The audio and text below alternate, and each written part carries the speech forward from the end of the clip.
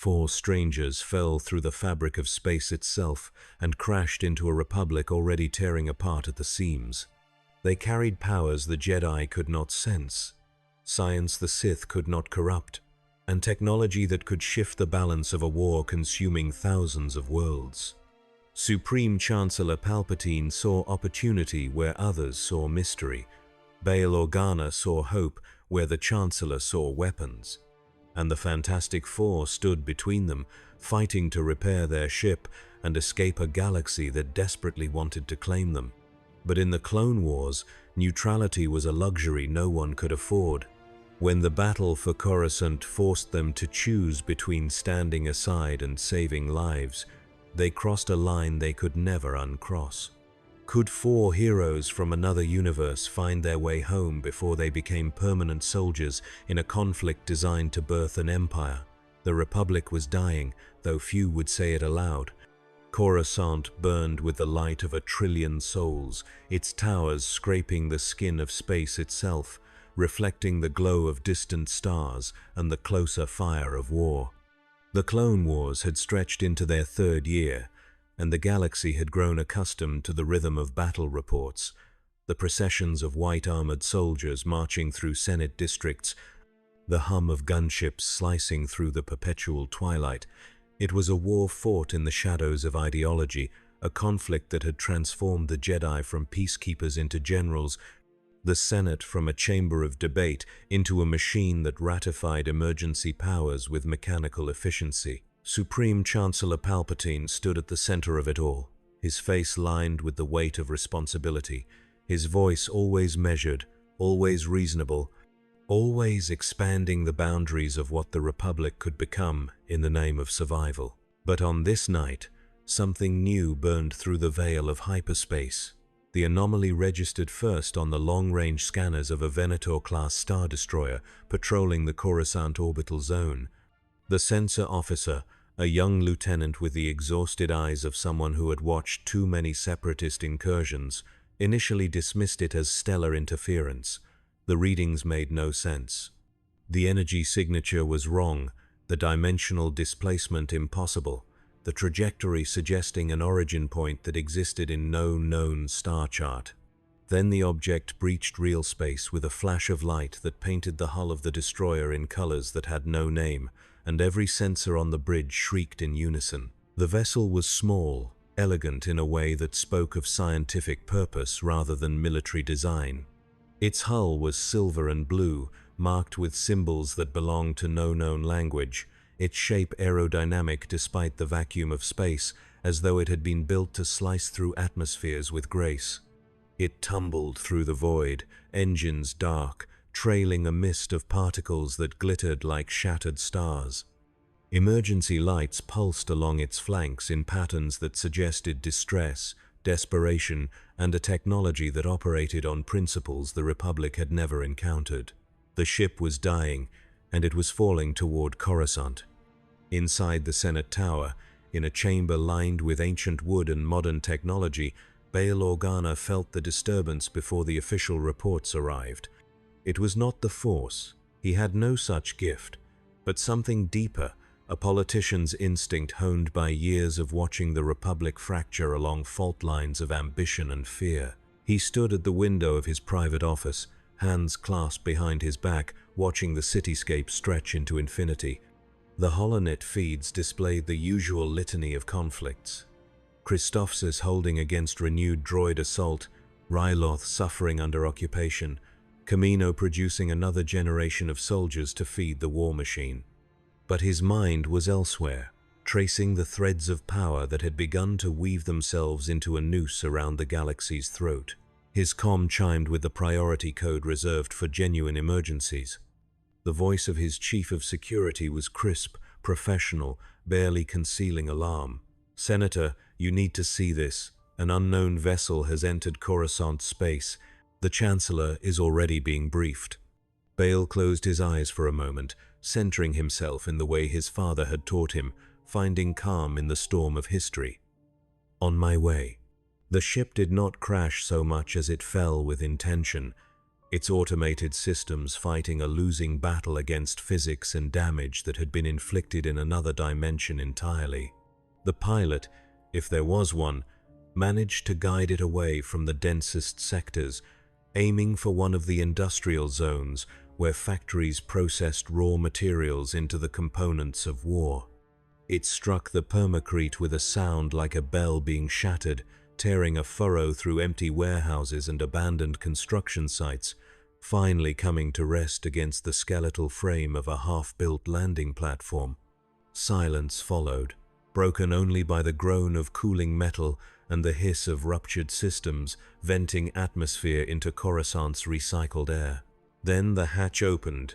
The man who emerged first moved with the careful deliberation of someone assessing damage to both ship and self. He was tall, broad-shouldered, with graying temples and eyes that held the peculiar intensity of a scientific mind confronting the impossible. His suit, dark blue with white accents, had been designed for space travel but now bore scorch marks and tears that revealed glimpses of advanced underlayers. He planted one foot on Coruscant soil, then the other, and stood for a moment looking up at the sky where unfamiliar constellations burned. "We're not in Kansas anymore," he said quietly, the reference meaningless in this galaxy but the tone universal. The woman who followed moved with liquid grace despite obvious fatigue, her own suit marked with the same damage, her blonde hair pulled back in a practical style that had begun to escape its constraints. She placed a hand on his shoulder, a gesture of solidarity and love that needed no words, and together they turned to help the others. The young man who climbed out next was wreathed in flame that did not burn him, fire that flickered and danced across his skin like a living thing.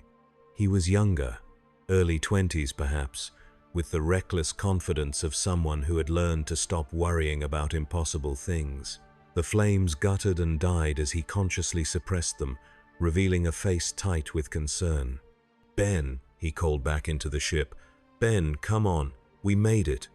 The fourth figure emerged slowly, reluctantly, a silhouette against the ship's interior light that seemed wrong, too large, too heavy, moving with a ponderous quality that suggested mass beyond human. When he stepped into Coruscant's artificial glow, the industrial lights caught on orange stone, on a body that had been transformed into living rock, craggy and powerful, and profoundly alien in its architecture. He was easily 8 feet tall, his features barely recognizable as human beneath the geological transformation. His eyes, the only soft thing about him, filled with a sadness that no amount of power could ease. "Some landing, Reed," he said, his voice like boulders grinding together, attempting humor and achieving only melancholy. Reed Richards, leader by consensus and burden, looked at his family. His wife Susan, who could bend light itself to her will, make herself vanish from sight, project force fields that had saved them from annihilation during the dimensional breach. His brother-in-law, Johnny Storm, who had learned to dance with fire the way other men learned to walk. And Ben Grimm, his oldest friend, transformed into a thing of stone and strength and unending loyalty. They had left their universe seeking knowledge, pushing the boundaries of science, and had been swept into a cosmic storm that rewrote the rules of reality around them. Now they stood on an alien world, in a galaxy that operated on principles both familiar and fundamentally foreign. The Force whispered through the industrial zone, disturbed by their arrival, though none of them could hear it yet. Republic security arrived within minutes. A squad of clone troopers in white armor marked with the red insignia of the Coruscant Guard, led by a commander whose helmet bore scars that told stories of battles fought in defense of democracy. They approached with weapons lowered but ready, trained to assess threats with efficiency born of genetic programming and hard experience. The commander studied the 4 figures, his HUD feeding him information that his processors struggled to categorize. "Identify yourselves," he ordered, his voice filtered through his helmet's vocabulator into something emotionless and absolute. Reed raised his hands slowly, palms open, the universal gesture of peace transcending dimensional boundaries. "My name is Reed Richards. "We mean no harm. Our ship malfunctioned during an experimental journey. We're scientists, not soldiers." The commander's helmet tilted slightly, focusing on Ben, on the impossible architecture of living stone. "Stand down and prepare for medical evaluation and questioning. By order of the Republic Senate and the Office of the Supreme Chancellor, you are under protective custody pending investigation." Susan stepped forward, and the air around her shimmered as she instinctively prepared to shield her family. Reed touched her arm gently, a silent plea for patience, for trust in diplomacy over power. She let the energy dissipate, but her eyes never left the clone troopers, calculating angles and force vectors with the same precision her husband applied to dimensional mathematics. They were escorted through the industrial zone in a speeder that hummed with repulsor lift technology, flying between buildings that rose like mountains of metal and glass. Johnny pressed his face to the window like a child, watching the traffic streams of vehicles flowing in 3 dimensions, the holographic advertisements that painted the air with light, the sheer impossible scale of a city planet. Ben sat in silence, his stone fingers too large for the restraints they had not bothered to apply, his eyes distant with thoughts of home. The force rippled again, stronger now, as though the galaxy itself was trying to understand what had arrived. In the Senate Tower, Bail Organa watched the security footage with growing unease and fascination. The hollow projection showed the 4 figures from multiple angles, their physiologies analyzed by scanners that provided data but no comprehension. The stone creature registered as organic despite all evidence to the contrary. The young man showed metabolic readings suggesting temperatures that should have incinerated him from within. The woman existed in a state of quantum uncertainty, her photonic signature fluctuating in ways that suggested she was learning to phase between states of matter. And the leader, the one called Richards, showed brain activity patterns that approached the computational density of a droid intelligence while remaining entirely human. "Remarkable," Bale murmured. His aide, a Syrian woman named Shelter Orr, whose cranium marked her species-enhanced cognitive abilities, nodded gravely. "The Chancellor has already requested an audience. He wants them brought to his private chambers for personal evaluation." Of course he did.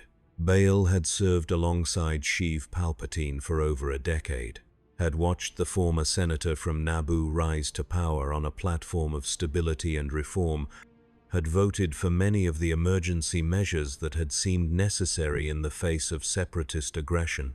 But somewhere in the past 3 years, in the space between one war vote and the next, Palpatine had become something other than a public servant. His power had grown like a shadow at noon, simultaneously visible and denied, his influence extending through the Senate with tendrils of loyalty that were never quite bribery, never quite coercion, but always effective. The Jedi had become his generals, the clones had become his army, and the Republic had become a machine he operated with the skill of a master craftsman. Now 4 beings with powers that defied categorization had fallen into his sphere of influence. "Arrange a meeting," Bale said quietly, "before the Chancellor's audience. I want to speak with them first." Shelter's large eyes showed understanding and concern in equal measure. "That may be difficult, Senator.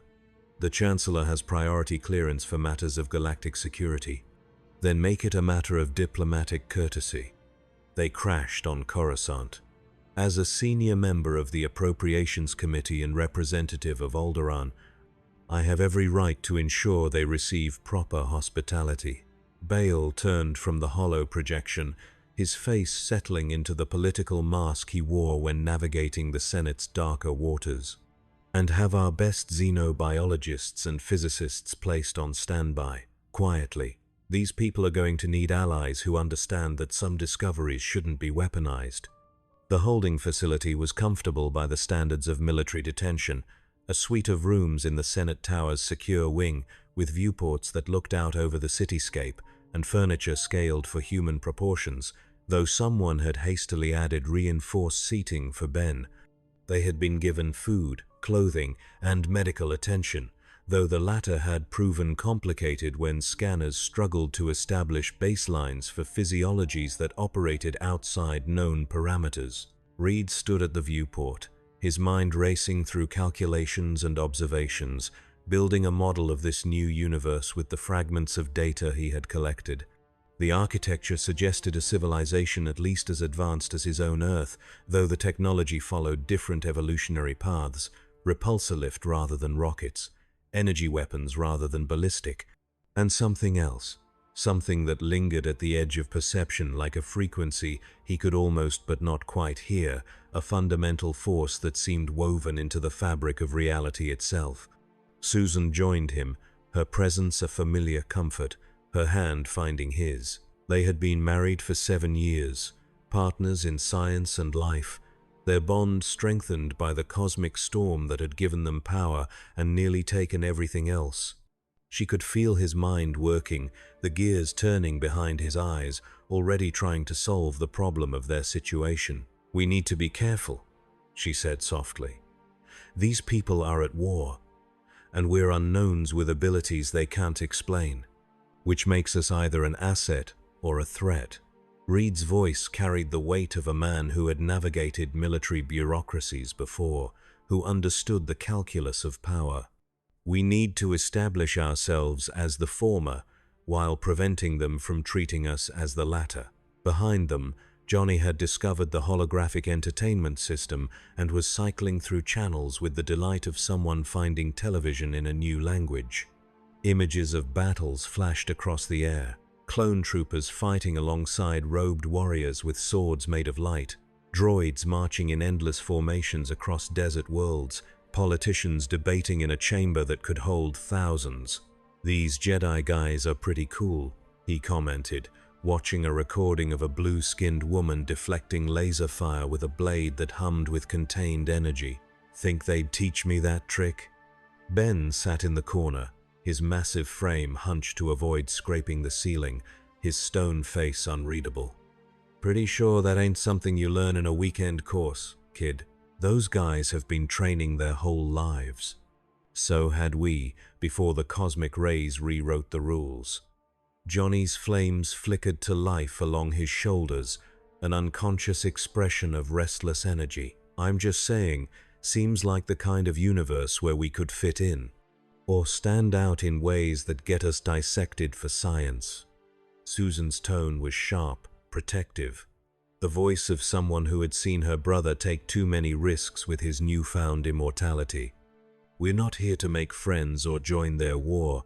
We're here to fix our ship and find a way home." Reed said nothing, but his eyes tracked the holographic images, studying the weapons, the technology, the strategic deployments. The scientist in him catalogued everything. The husband and leader in him prepared for the moment when cataloging would not be enough.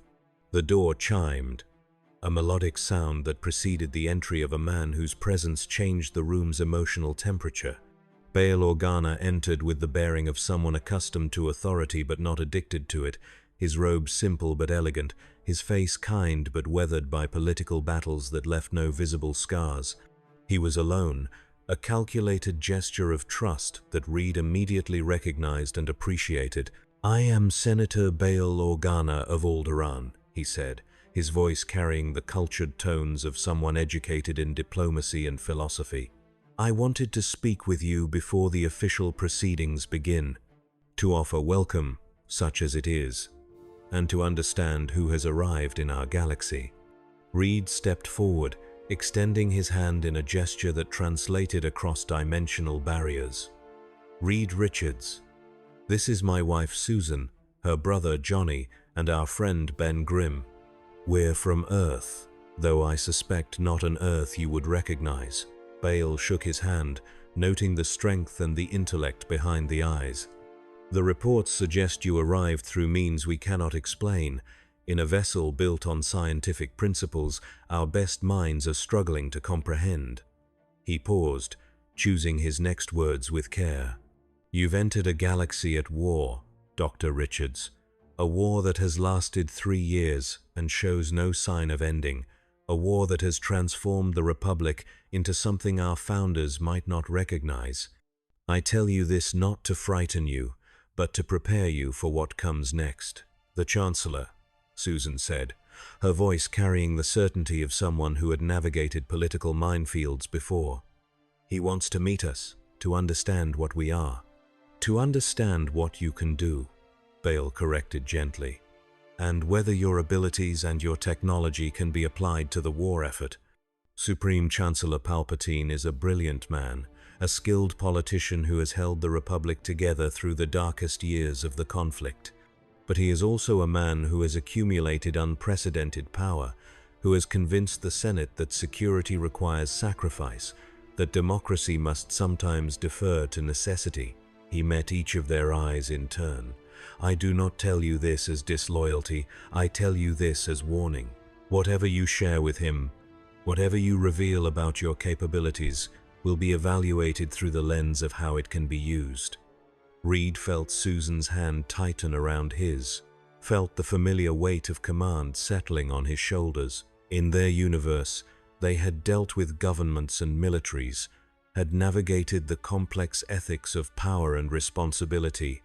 They had faced the question of what to do with abilities that could reshape the world, had made the choice to use their gifts for protection rather than domination. But this was a new galaxy, with new rules, and the old certainties felt suddenly fragile.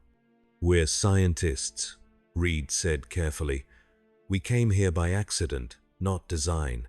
Our goal is to repair our ship and return home, not to become involved in conflicts we don't understand. Bale's smile was sad, knowing, I believe you, Dr. Richards, but intention and outcome rarely align in war. You exist now, in this galaxy, with powers that can be witnessed and documented. That reality alone creates complications. He moved to the viewport, gesturing to the cityscape beyond. This is Coruscant, capital of the Galactic Republic, home to 1 trillion souls and the heart of a civilization that spans thousands of systems. We are fighting a war against the Confederacy of Independent Systems, a separatist movement that claims to seek freedom from Republic corruption, but is led by corporations and powered by droid armies that feel no pain, show no mercy, require no rest. The Jedi Order, peacekeepers for 1,000 generations, have become generals. The Senate votes emergency powers to the Chancellor with increasing frequency. And every day, we slide further from the Republic we were, towards something we cannot quite name. He turned back to face them, and his eyes held depths of concern that political masks could not hide. You have arrived at a pivot point in history, and pivot points are dangerous places for those who wish only to go home. The words hung in the air like prophecy. Before Reed could respond, the door opened again, this time admitting a protocol droid of golden hue and a retinue of Senate guards in ceremonial armor.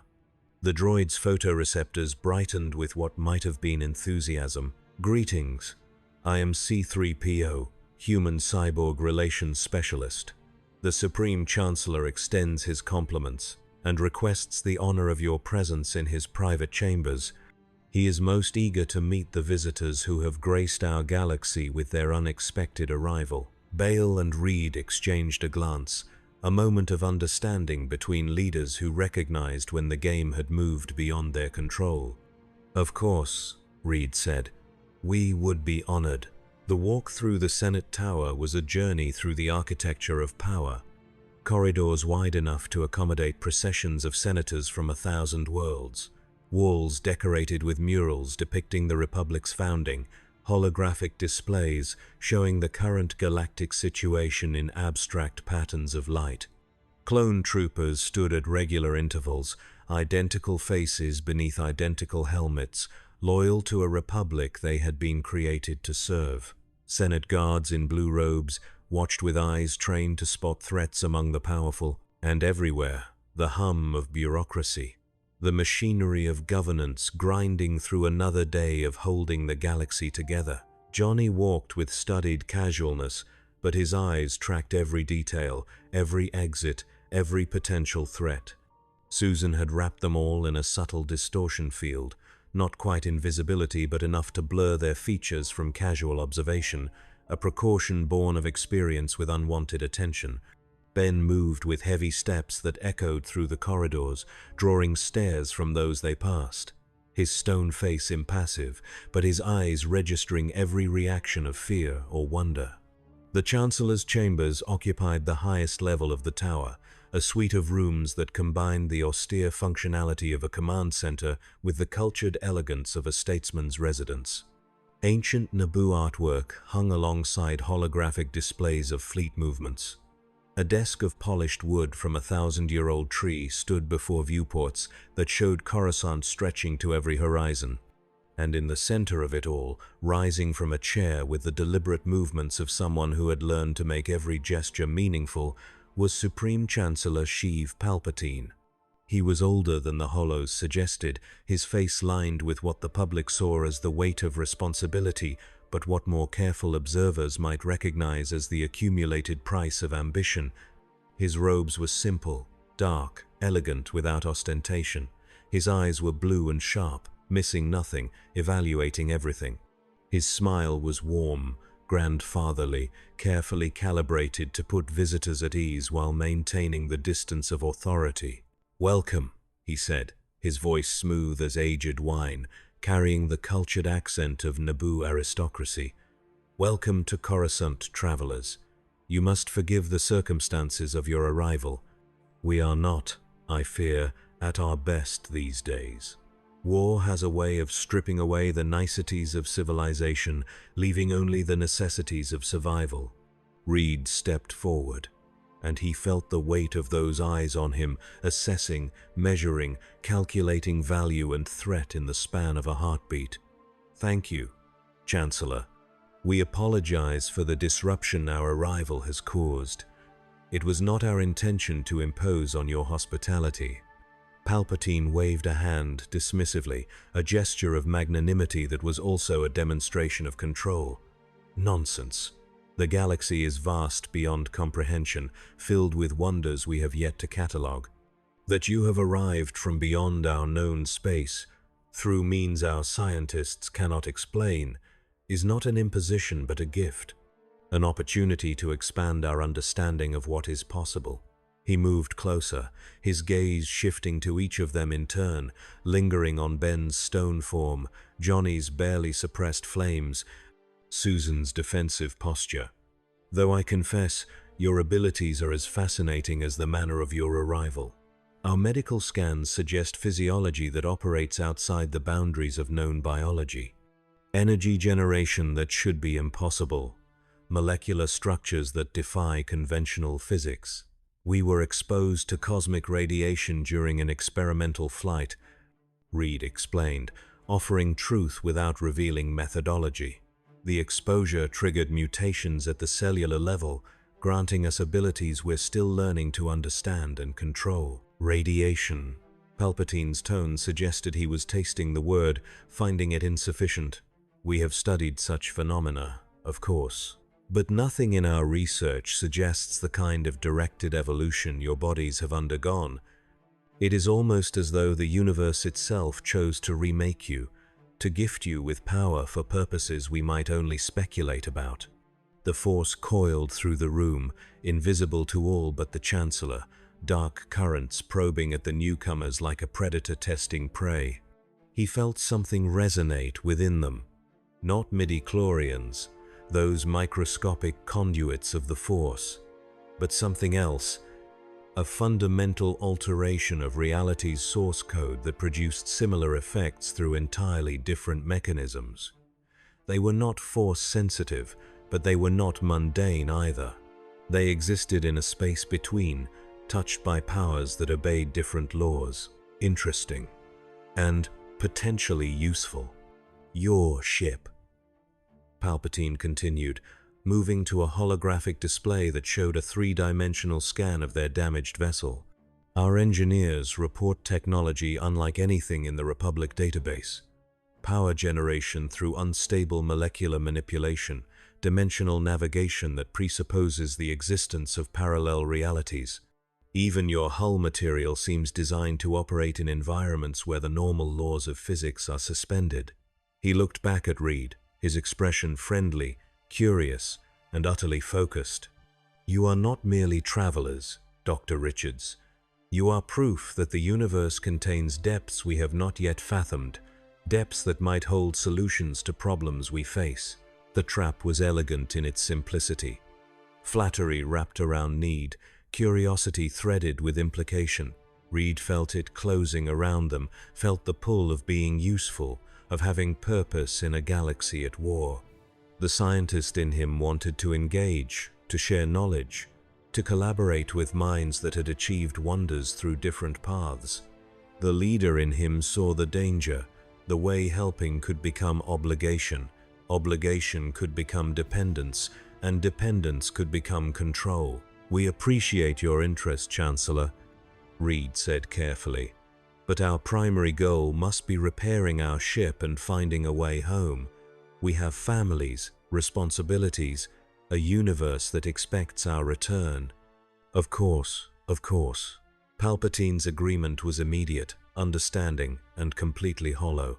I would never presume to keep you from your home, Doctor. But surely while our engineers assist with your repairs, while you wait for the materials and expertise necessary to restore your vessel, there is no harm in exchange. Knowledge for knowledge, understanding for understanding. You could teach us about your universe, your science, your remarkable abilities, and we could share with you the wisdom of a civilization that has spanned the stars for 25,000 years. Susan stepped forward, and the air pressure changed subtly as she prepared to object. But Bail Organa, who had remained silent during the exchange, spoke first, his voice carefully neutral. Chancellor, perhaps we should allow our guests time to recover from their ordeal. They have traveled impossible distances, endured physiological trauma, and arrived to find themselves in a war zone. Surely a few days of rest and orientation would be appropriate before we burden them with requests, however mutually beneficial. Palpatine's smile never wavered, but his eyes shifted to Bail with the sharpness of a blade-testing armor. Always thinking of others' welfare, Senator Organa, it is one of your most admirable qualities. The words were praise and dismissal in equal measure. Very well. Our guests shall have chambers prepared in the diplomatic quarter with full access to the Senate archives and such hospitality as Coruscant can provide in these troubled times. Rest, recover, learn about the galaxy you have found yourselves in. He turned back to Reed, extending his hand in a gesture borrowed from countless diplomatic encounters. And when you are ready, when you have had time to consider your position, we shall speak again. About cooperation, about possibility, about the role that fate or chance or the will of the Force itself has placed you here to play. Reed shook his hand, feeling the dry skin, the firm grip, the current of power that ran beneath the surface like a river in darkness. Thank you, Chancellor. Your generosity is appreciated. As they were escorted from the chambers, guided by protocol droids and Senate staff toward the promised accommodations, none of them saw Palpatine return to his viewport, hands clasped behind his back, staring out at the city planet with the expression of a strategist who had just been handed a new piece on the board. The Force whispered to him, carrying possibilities that spanned multiple futures, some bright and some dark, all of them centered on the four beings who had fallen into his influence. In another part of the galaxy, in the meditation chambers of the Jedi Temple on Coruscant, Master Yoda felt the disturbance. He was ancient even by the standards of his long-lived species, 900 years of wisdom and sorrow carved into a face that showed both humor and depth. The Force flowed through him like breath, and he felt its currents shift, felt the arrival of something new and unknowable, felt the dark pressing against it with interest that went beyond curiosity. Troubled, the Force is, he murmured to the empty chamber. Arrived, something has, neither light nor dark, but power nonetheless. Master Mace Windu, who stood in the doorway with the bearing of a warrior philosopher, nodded gravely. The Chancellor has taken a personal interest in these newcomers. He's already moved to secure their cooperation before the Council could extend an invitation. Of course he has, Yoda said, his tone carrying centuries of understanding human nature and its darker impulses. A weapon they could be, in the wrong hands, or a bridge to understanding we do not yet possess, in the right ones.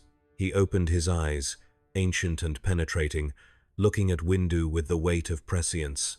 Watch them, we must, but carefully. Guide them toward light, if possible. Protect them from darkness, if we can.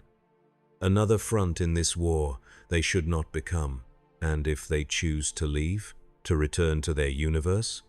Yoda's ears drooped slightly, a gesture of sadness that spoke to the tragedy inherent in all conflict. Then let them go. We must. Prison. The Republic is not. Not yet. He emphasized the final words, and both Jedi felt the chill of prophecy, the sense that the galaxy stood on a precipice where every choice mattered, where every new element could tip the balance toward salvation or damnation. The Force held its breath, waiting. The diplomatic quarters were luxurious by any standard, a suite of rooms that spanned an entire floor of a tower reserved for visiting dignitaries. Floor-to-ceiling viewports offered panoramic views of Coruscant's endless cityscape. Furniture had been carefully selected to accommodate various species' physiologies, with the Republic's characteristic attention to inclusive design. A fully stocked refreshment center offered food and drink from a dozen worlds. Holographic entertainment systems, communication terminals, and access to the Senate's public archives were all integrated seamlessly into the architecture. It was a gilded cage, comfortable and constraining in equal measure. Reed stood at the viewport as the sun, Coruscant's distant star, began its descent toward the artificial horizon, painting the city in shades of amber and crimson. Behind him, Susan moved through the space with the efficiency of someone establishing a perimeter, her force fields testing the walls and ceilings and floors, mapping exits and structural weaknesses with the precision of an engineer who had learned to think tactically. Johnny had claimed one of the bedrooms and was experimenting with the holographic entertainment system, his laughter echoing through the suite as he discovered galactic sports that involved species and physics he could barely comprehend. Ben sat on a reinforced couch that groaned under his weight, staring at his stone hands with an expression that had become all too familiar since their transformation. "We're being watched," Susan said quietly. Her words meant only for Reed. Surveillance systems in the walls, passive monitoring of our communications, probably audio and visual throughout the suite. I know. Reed's reflection in the viewport showed a man calculating angles, plotting courses through social and political landscapes more treacherous than any dimensional barrier. Standard procedure for unknowns with potentially dangerous capabilities. They'd be foolish not to monitor us. So what's our play? She joined him at the viewport, their shoulders touching in the unconscious synchronization of long partnership. The Chancellor wants to use us. The Senator wants to help us. And we're stuck in the middle of a war we don't understand, in a galaxy we can barely navigate. Reed was silent for a long moment, watching the traffic streams flow through the artificial canyons of the city, each vehicle a tiny story of purpose and destination. When he spoke, his voice carried the weight of decisions made in the cold mathematics of survival. We cooperate, but carefully. We share enough to establish goodwill, but not enough to be weaponized. We learn everything we can about this galaxy's technology and physics, looking for principles we can apply to repairing our ship. And we make ourselves valuable, but not indispensable. The moment we become something they can't afford to let go, we've lost our chance at home. That's a hell of a tightrope to walk. It's the only rope we have. In his room, Johnny Storm lay on a bed that adjusted to his body heat, flames dancing across his skin in patterns that reflected his emotional state. He was thinking about the holographic recordings he'd seen, The Jedi with their laser swords and impossible acrobatics. The clone soldiers who all shared the same face beneath their helmets. It was like something out of the science fiction serials he'd loved as a kid, except real, visceral, deadly. People were dying in this war, millions of them, across a galaxy so vast it made Earth's conflicts look like schoolyard scuffles. And here they were, 4 people with the power to make a difference, to turn the tide, to be heroes. The thought excited him and terrified him in equal measure. Ben Grimm sat in the darkness of his thoughts, his stone fingers tracing the contours of his transformed face, feeling the ridges and angles that had once been flesh and bone. In their universe, he had struggled with his appearance, with the loss of his humanity, with the knowledge that he could never again touch someone without risking harm through sheer density and strength. Here, in a galaxy filled with countless alien species, with beings of every conceivable shape and biochemistry, he was just another variation in the cosmic catalogue of life. It should have been comforting. It wasn't. Because it didn't change what he had lost, didn't restore what the cosmic rays had taken. He was still Benjamin Jacob Grimm, pilot, friend, protector, trapped in a body that was simultaneously invulnerable and profoundly vulnerable to the loneliness of being other. "Hey, Ben." He looked up to find Johnny standing in the doorway, his usual cocky grin tempered with something approaching genuine concern. "Yeah, kid? You okay?" Ben's laugh was like gravel in a mixer, just peachy. Stranded in another universe, surrounded by clone soldiers and space wizards, probably being used as pawns in some political game we ain't smart enough to understand. Never better. Johnny came in and sat on the floor, cross-legged, flames guttering down to embers. "We'll get home. Reed's the smartest guy in any universe. He'll figure it out." "Yeah, he always does." Ben's voice carried affection and resignation. "Just hope it doesn't take us getting turned into lab rats first."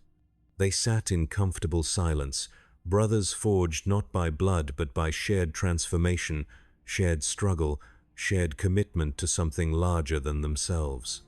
Outside, the galaxy turned on its axis, unaware that 4 beings from another reality were about to become players in a conflict that would determine the fate of trillions. The next morning arrived with the artificial chime of the suite's automated systems, simulating sunrise in a city that never truly saw night. Reed woke early, his mind already racing through equations and possibilities, building mental models of hyperspace mechanics and dimensional theory based on the fragmentary information he'd absorbed from the Senate archives. The science here was both familiar and alien, built on foundations that diverged from his Earth's understanding at fundamental levels, yet converging on similar outcomes through entirely different mathematical frameworks. They were joined for breakfast by Bail Organa, who arrived without fanfare or escort, carrying pastries from a bakery that had served the Senate district for 300 years. It was a gesture of normalcy, of human connection, that cut through the political complexity like a knife through pretense. "I thought you might appreciate something less synthetic than the usual diplomatic fare," he said, setting the package on the table. "These are made with grain from Alderaan, baked in the traditional style of my homeworld." Susan took one, tasted it, and smiled despite herself. "It's good. Reminds me of Earth." "Every world has its bread," Bale said, settling into a chair with the ease of someone comfortable in any environment. "It's one of the few true universals I've found in my years of galactic service. That and the fundamental desire to go home when you're far from it." Reed appreciated the opening, the acknowledgement of their core motivation. "Senator, I want to be direct. What are we walking into? You warned us about the Chancellor, about the nature of this war, but I need to understand the deeper context. Who are we dealing with? What are the forces at play?"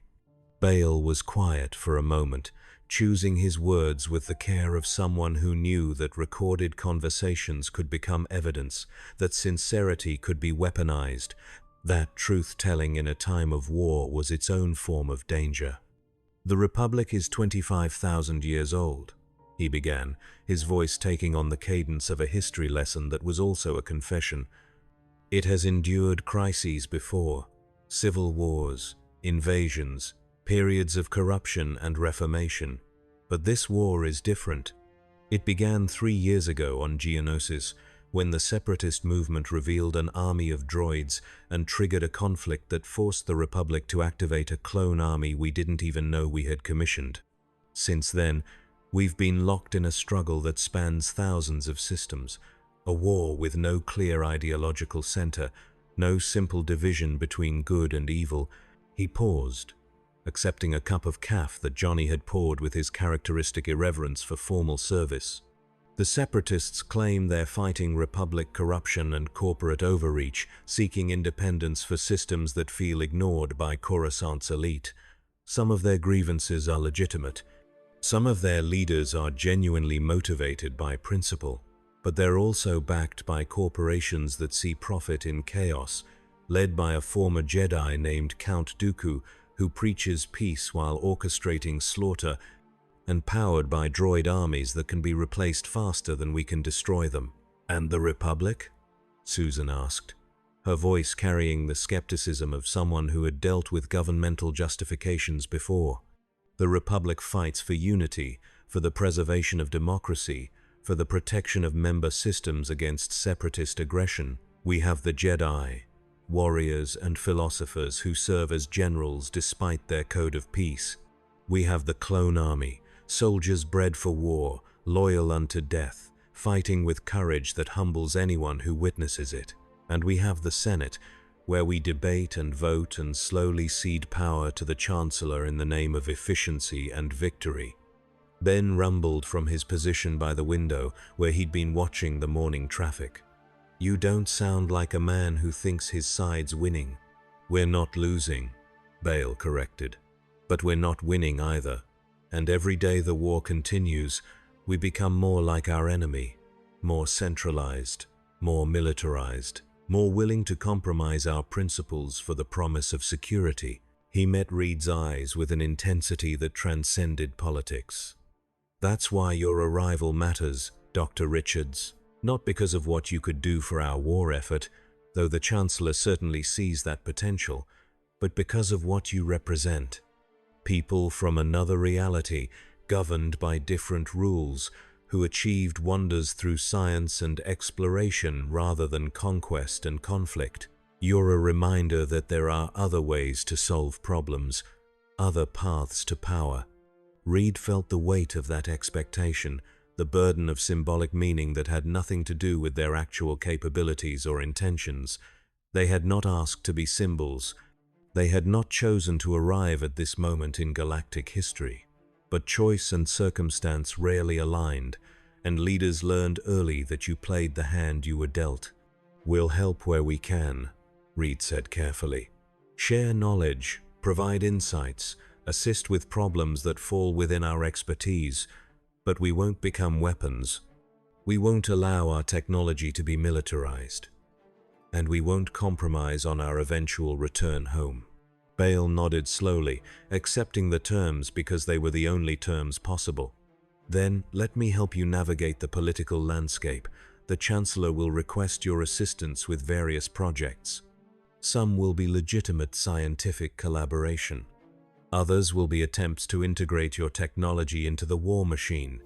You'll need to learn which is which and how to decline without giving offense." "And the Jedi?" Susan asked. "Where do they fit into this?" "The Jedi are complicated." Bale's expression softened with what might have been sadness or sympathy. "They are peacekeepers forced to wage war, philosophers who have become generals, guardians of a republic that is slowly transforming into something they may not recognize. They serve the Force, a mystical energy field that binds the galaxy together, grants them abilities that appear supernatural, guides their actions toward balance between light and dark. They are noble, powerful, and increasingly isolated from the very people they're trying to protect." Johnny leaned forward, his interest piqued by anything involving mystic powers and laser swords. "Could we meet them? Learn about this Force thing?" "I suspect they're already curious about you," Bail said. "Master Yoda, the Grand Master of the Jedi Order, has been known to take interest in anomalies that disrupt the Force's natural flow.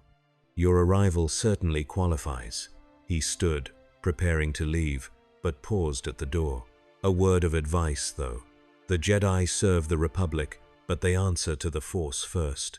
Sometimes those loyalties conflict, and when they do, the Jedi have a tendency to follow their mystical calling over political expediency.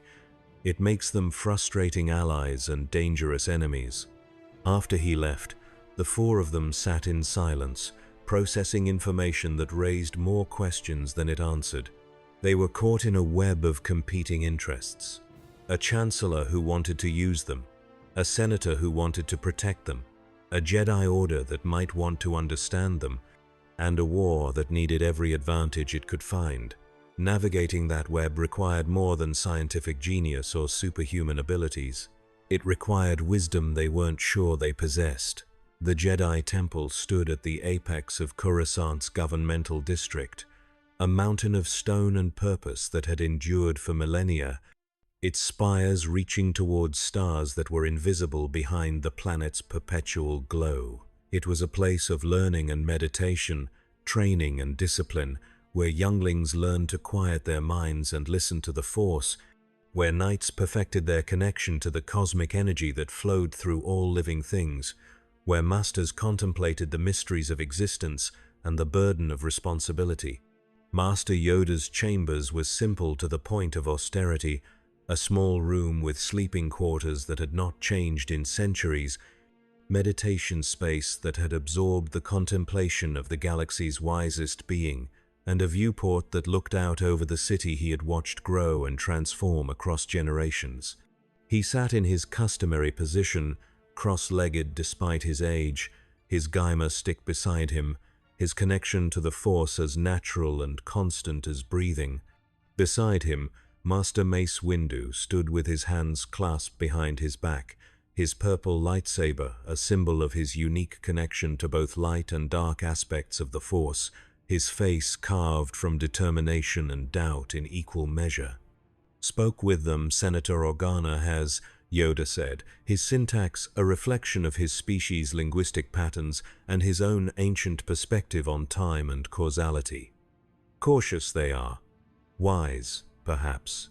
The Chancellor is already moving to secure their cooperation," Windu reported, his voice carrying the weight of someone who had watched too many political maneuvers.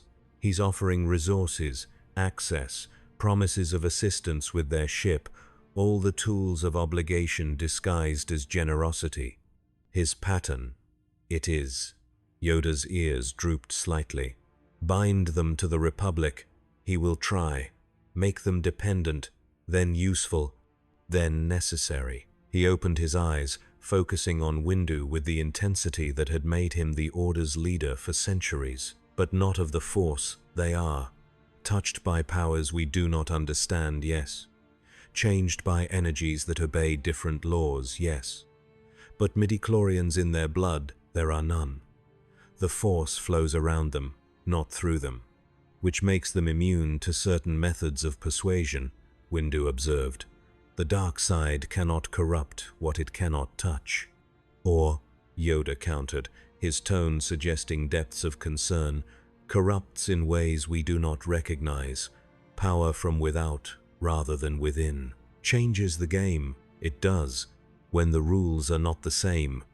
Windu considered this, his hand unconsciously touching his lightsaber in the way of a warrior who had learned that some battles could not be fought with weapons. "Should we invite them to the temple, offer to teach them about the Force, about the galaxy they've found themselves in?" "Invite, we should," Yoda agreed. "But teach." He made a sound that was part laugh, part sigh. "All wisdom. Teach each other. Perhaps we will. Knowledge flows both ways, when students and masters are willing to learn." The invitation arrived that afternoon, delivered by a Jedi Knight named Anakin Skywalker, who arrived at their quarters with the confident stride of someone who had never learned to be subtle. He was young, early 20s, with sandy hair and blue eyes that held both intensity and turmoil, a scar across his right eye that spoke of battles survived, a mechanical hand that he made no effort to conceal. His robes were dark, practical rather than ceremonial, and the lightsaber at his belt hummed with a frequency that seemed to resonate with his emotional state. "The Council requests your presence," he said, his tone somewhere between invitation and command. "Master Yoda wants to meet you. Understand what you are, where you came from." Reed studied him with the clinical interest of someone who recognized complexity when he saw it. This was not a simple warrior or uncomplicated mystic. This was someone balanced on an edge, torn between duty and desire, light and shadow, commitment to an ideal and frustration with its limitations. "We'd be honored," Reed said carefully. Anakin's smile was brief, genuine. "Don't be. The temple's kind of stuffy, full of rules and meditation and all that Jedi code stuff. But the Masters are wise, and Master Yoda especially. If anyone can help you understand this galaxy, it's him." They traveled through Coruscant in a Jedi speeder, an open vehicle that flew with grace through traffic that parted reflexively for the distinctive markings. Anakin piloted with the skill of someone who had learned to fly before he could walk, weaving through streams of commerce and governance with casual precision. Johnny sat in the front beside him, peppering him with questions about the Jedi, the Force, the lightsaber combat he'd seen in holo projections. "How does it work?" Johnny asked, gesturing to the lightsaber. "The sword made of light thing. What's the science behind it?" Anakin laughed, and the sound held genuine amusement.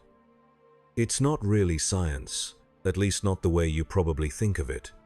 There's a kyber crystal at the heart of every lightsaber, a living crystal that resonates with the Force. We find them in sacred caves, meditate with them, let the Force guide us to the one that's meant for us. Then we build the weapon around it, channeling our connection to the Force through the crystal, creating a blade of pure energy that responds to our will." "Living crystal," Reed murmured from the back seat, suggesting a form of biological or semi-biological technology, with the Force serving as the interface between organic intention and mechanical function. "Or it's just space magic," Ben rumbled. "Not everything's got to make scientific sense, Stretch." "Everything makes sense," Reed countered. "It's just a question of finding the right framework to understand it." The temple grew larger as they approached, its architecture simultaneously ancient and timeless, built from materials that had been chosen as much for their symbolic resonance as their structural properties. They landed on a platform that jutted from one of the lower spires, where other Jedi were training, their lightsabers leaving trails of light through the air as they practiced forms that were part combat, part meditation, part dance with the cosmic forces that shaped reality. Susan watched them move, tracking the patterns, the precision, the way they seemed to anticipate each other's movements with impossible accuracy. "They're reading each other," she said quietly. "Not just reacting, predicting the Force," Anakin explained, leading them through corridors carved from stone that had stood for thousands of years. "It shows us possible futures, likely outcomes, the currents of cause and effect. Good Jedi learn to listen to it, to move in harmony with its guidance. Great Jedi learn to trust it completely, surrendering their conscious control to become instruments of its will." "And what about you?" Susan asked, her tone more curious than challenging. "Are you a good Jedi or a great one?" Anakin's expression clouded, a moment of vulnerability breaking through the confident exterior. "I'm working on it." They were brought to the council chamber, a circular room at the heart of the temple, where 12 seats arranged in a circle awaited the masters who guided the Jedi Order. Today only 3 were occupied. Yoda in his customary position, small and ancient and radiating quiet power, Mace Windu to his right, severe and contemplative, and a Togruta woman whose distinctive facial markings and head tails marked her species, her presence carrying a warmth that balanced Windu's gravity. "Welcome," Yoda said, his voice surprisingly deep for such a small being. Travelers from beyond you are. Interesting this is. Concerning perhaps, but welcome nonetheless. Reed stepped forward, and he felt the weight of those ancient eyes on him, assessing him with criteria he couldn't begin to understand. Thank you, Master Yoda. We're honored by your invitation. Honor is premature, Windu said, his tone not hostile but certainly not friendly. We don't yet know what you are, what you represent, or what your presence might mean for the galaxy. The Force is disturbed by your arrival, not darkened, but changed, as though reality itself has been bent around you. Our transformation altered us at a fundamental level, Reed explained, falling into the familiar rhythm of scientific discourse. The cosmic radiation we were exposed to triggered mutations that rewrote our cellular structure, granted us abilities that operate outside normal biological parameters. In our universe, we're unique. Here, we're simply unknown. Unknown is dangerous, the Togruta woman said, her voice gentle but firm. In a time of war, unknown elements can tip balances, create opportunities for those who would exploit them. The dark side feeds on such disruptions. The dark side, Susan repeated. You keep mentioning it. Light and dark. This Force of yours has a moral dimension? Yoda's ears perked up, a gesture of interest. Misunderstand, many do. The Force itself, neutral it is. Energy that flows through all living things, binds the galaxy together, connects past and future, life and death. But users of the Force, choose we must. Serve life, or feed on death. Create or destroy, selfless or selfish. He paused, his gaze intensifying. The dark side, seductive it is, promises power, quick and easy. Delivers corruption, inevitable and complete. The light side, harder it is, requires sacrifice, discipline, attachment to let go of, but peace it brings, balance, harmony with the cosmic will. Ben shifted his massive weight, the floor creaking beneath him. You're saying this Force thing can be used for good or evil? That's a hell of a responsibility to put on people. Responsibility it is, Yoda agreed. Why train from childhood? We do. Why enforce the code? Strict we are. Why attachment forbidden is, emotion controlled must be, compassion without possession encouraged always. He looked at each of them in turn, his ancient eyes seeming to see through flesh and stone to the essence beneath. But you, different you are. Not of the Force, yet powerful nonetheless. Dangerous, this makes you. To yourselves, perhaps. To others, certainly. Reed felt the assessment like a weight, the judgment of beings who had spent lifetimes learning to navigate power and morality. We don't seek power, Master Yoda. We seek only to return home, to the universe we came from, to the lives we left behind. Seek not power, you say, but possess it you do. And in a galaxy at war, power unused becomes power contested. Windu leaned forward, his presence intense. The Chancellor will try to use you. The Separatists will try to capture or kill you. And the Jedi must decide whether to protect you, guide you, or simply watch as events unfold. The Togruta woman, whom Anakin had quietly identified as Master Shakti, spoke with measured compassion. We're not your enemies, travelers, but neither can we be your unconditional allies. The Force guides us, and right now, the Force is unclear about your role in the galaxy's fate. So we offer what we can. Knowledge of the Force, understanding of the war, training in how to control your abilities, if such control can be taught. Johnny, who had been uncharacteristically quiet, finally spoke up. What if we don't want to be part of your fate? What if we just want to fix our ship and get out of your hair? Yoda's laugh was unexpected, a sound like wind chimes in a gentle breeze. Want, you may, but want and reality align they often do not. Here you are, powerful you are. Watched you will be, by forces light and dark.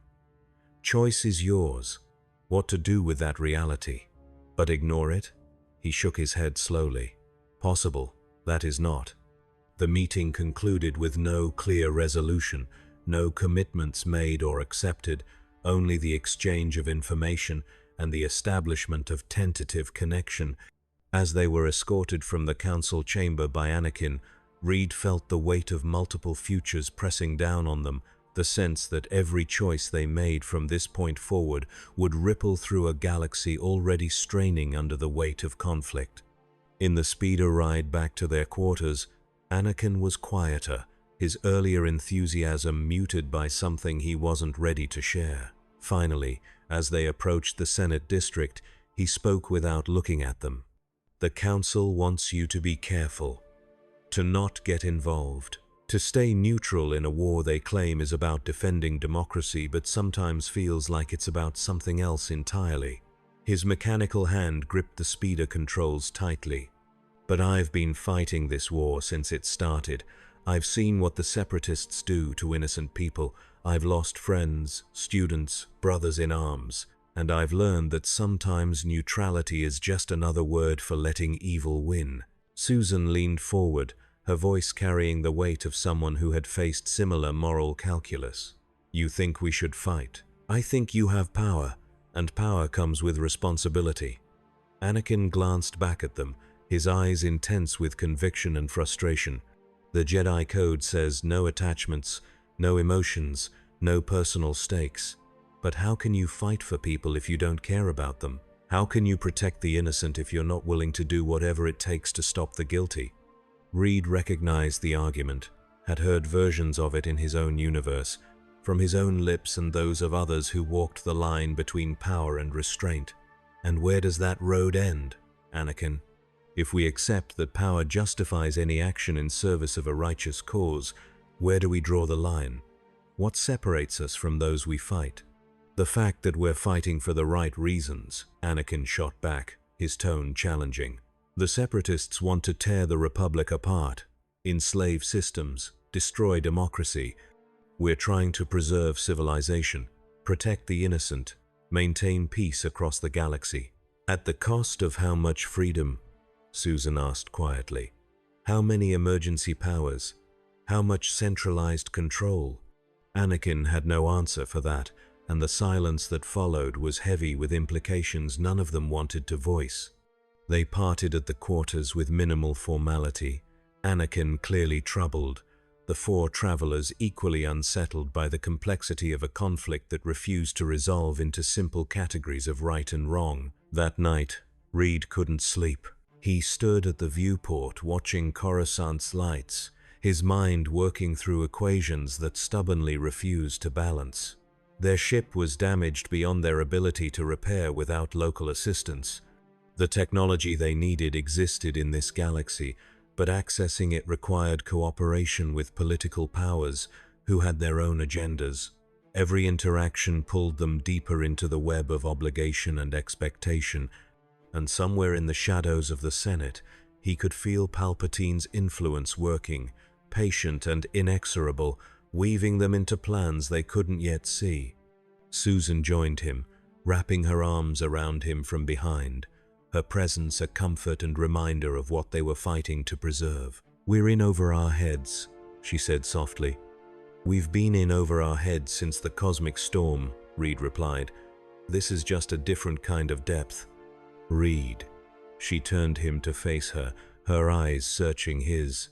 I love that you always try to solve every problem, to find the rational path through every challenge. But this isn't a math problem. This is politics and war and forces we don't understand. We can't think our way out of this one. Then what do we do? She smiled, sad and knowing. We stay true to ourselves. We help where we can without becoming weapons. We make alliances without making commitments. And we never forget that our first responsibility is to each other and getting home. They stood together in the darkness, two people from another universe trying to navigate a galaxy at war, while outside the Force continued to swirl around them, disturbed by their presence, waiting to see what choice they would make.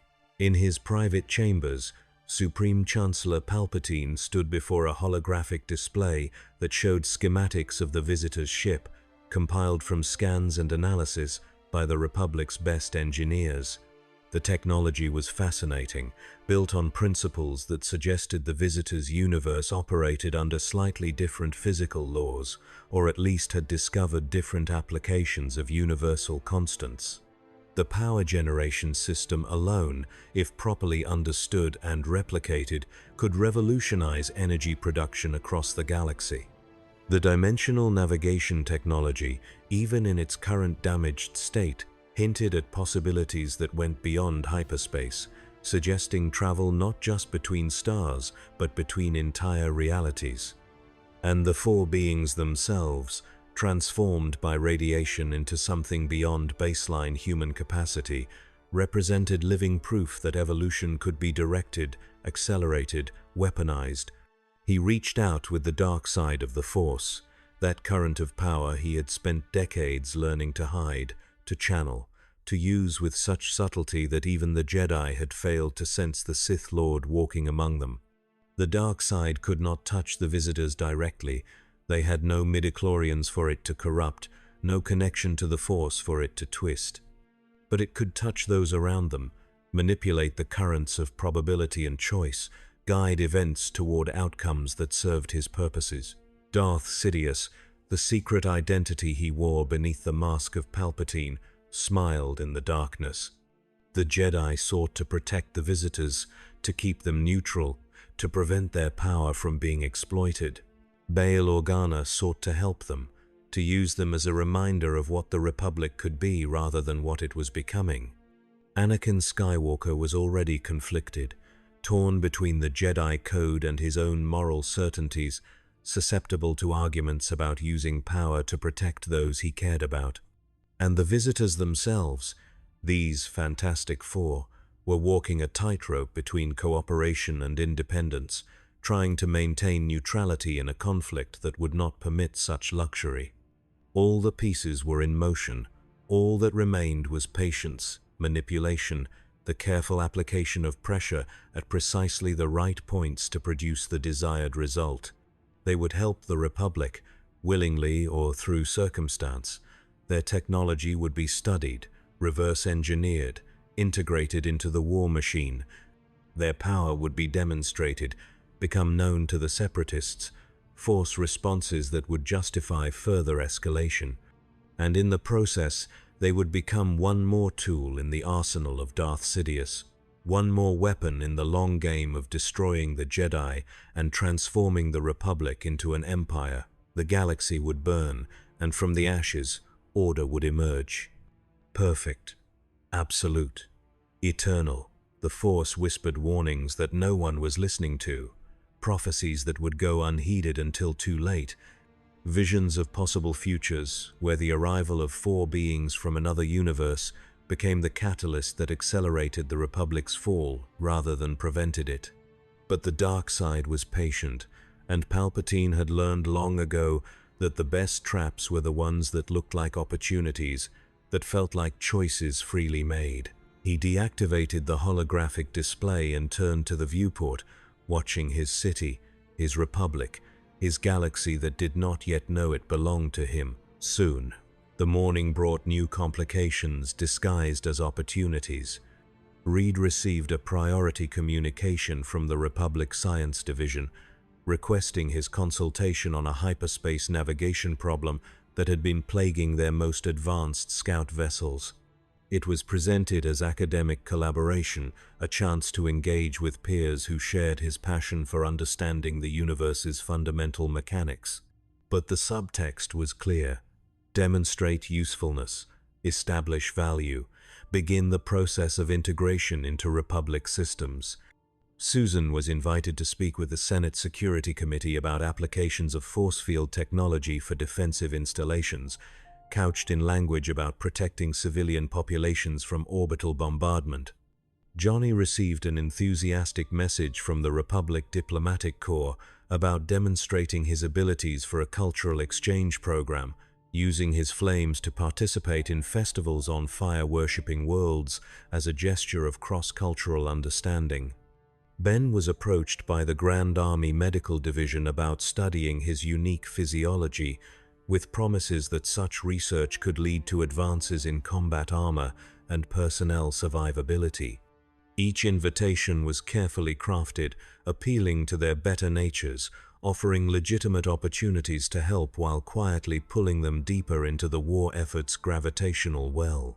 They gathered in the suite's common area, comparing notes, recognizing the pattern even as they acknowledged the genuine good that could come from cooperation.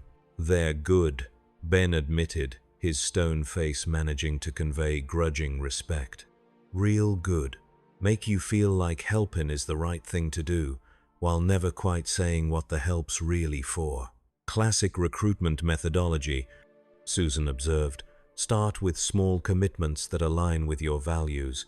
Gradually increase the scope of requests, create dependency and obligation through the accumulation of favors, until refusal becomes socially or professionally untenable." Johnny looked between them, his flames flickering with barely suppressed energy. "So we say no?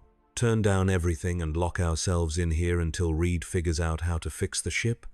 If we do that, we lose access to the very resources and knowledge we need for repairs," Reed said, his tone carrying the frustration of someone who saw all the angles and liked none of them. "The Republic's scientific database contains information about exotic materials, energy manipulation, dimensional theory that could be crucial. Their engineers have expertise with technologies we've never encountered. Completely isolating ourselves makes us dependent on ourselves alone, and we don't have enough to work with." "Damned if we do, damned if we don't," Ben rumbled. "Not quite." Reed moved to the holographic display, pulling up a star map that showed the galactic situation in 3 dimensions. Republic systems in blue, Separatist in red, neutral in yellow, with contested zones flickering between colors like dying flames.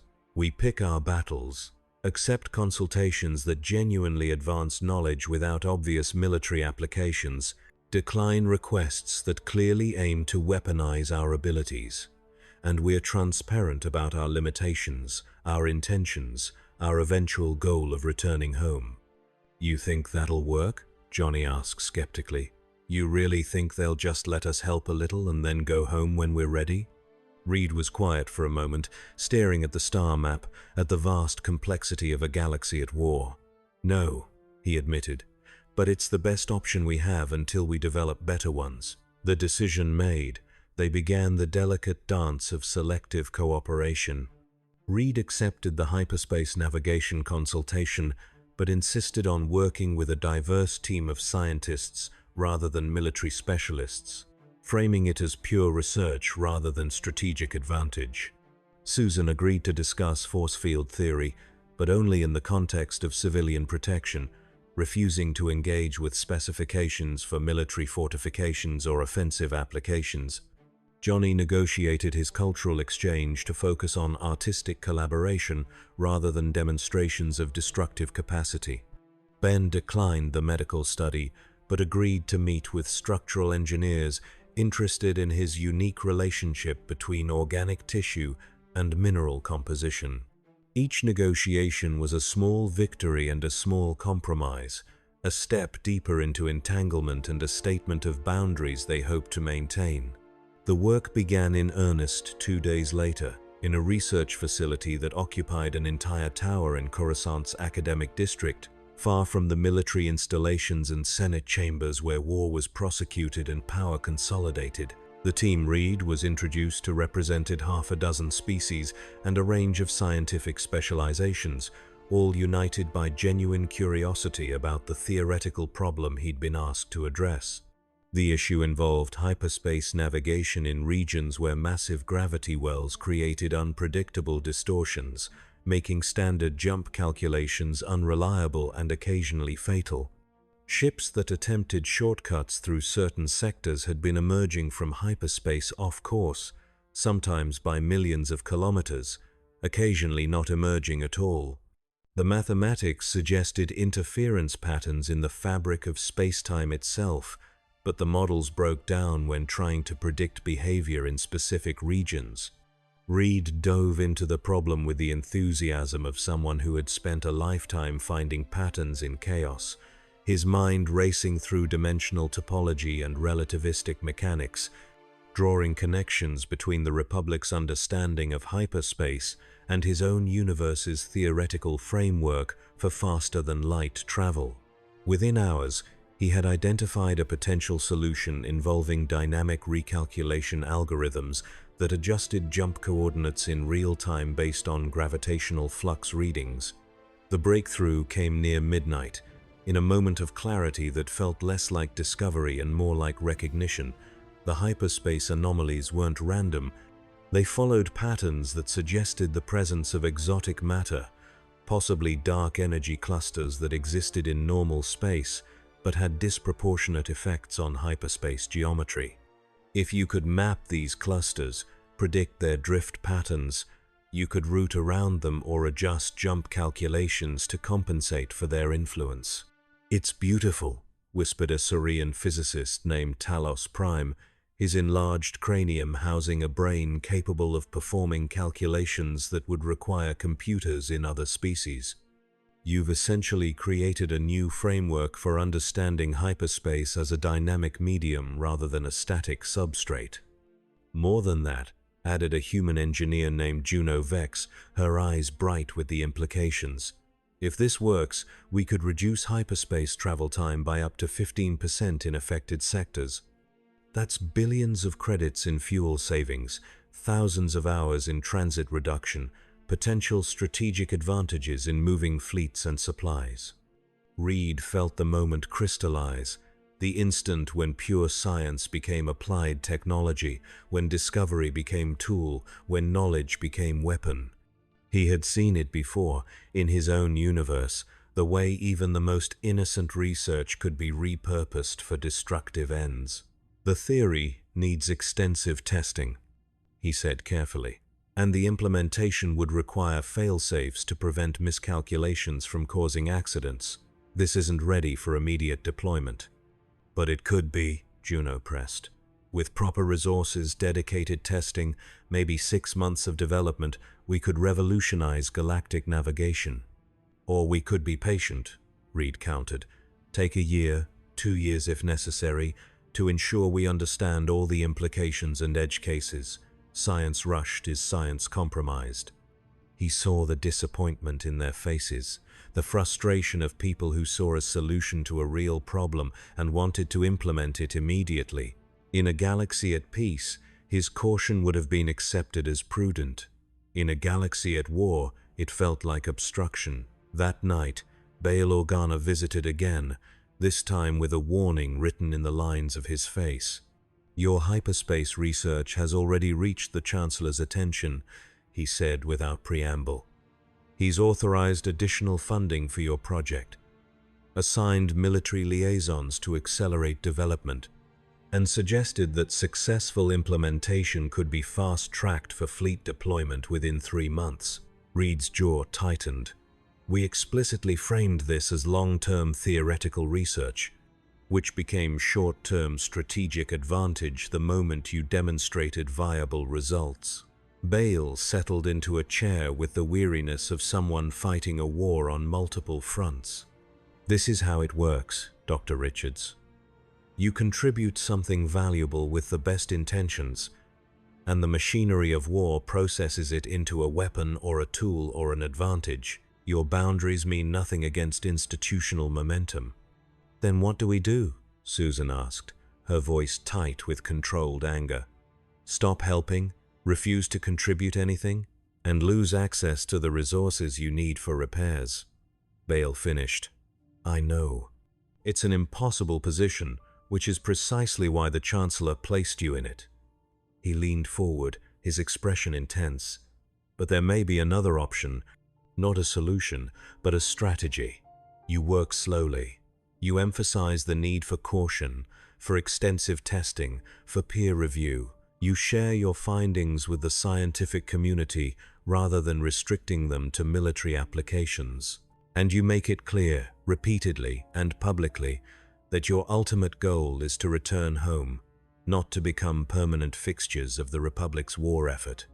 Reed considered this, seeing the wisdom and the danger in equal measure.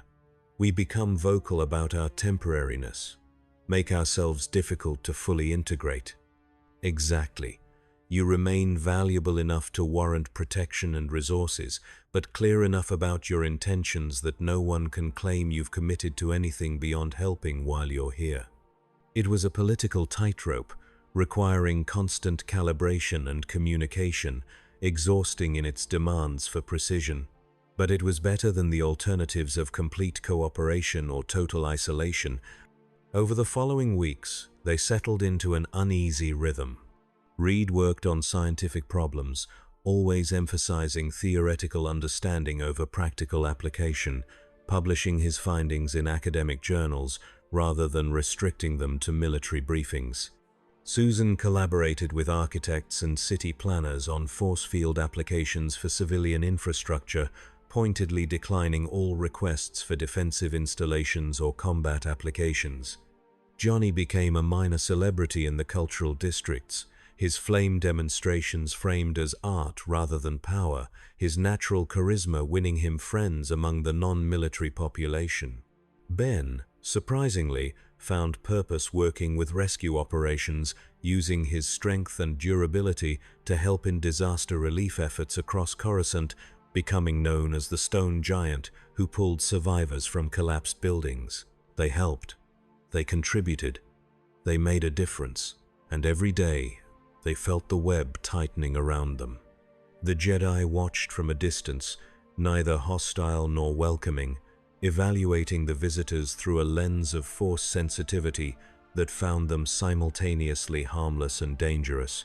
Anakin visited occasionally, drawn by fascination with Johnny's casual relationship with power, by Ben's struggle with transformation and identity, by Reed and Susan's partnership that reminded him of his own forbidden marriage to Senator Padme Amidala.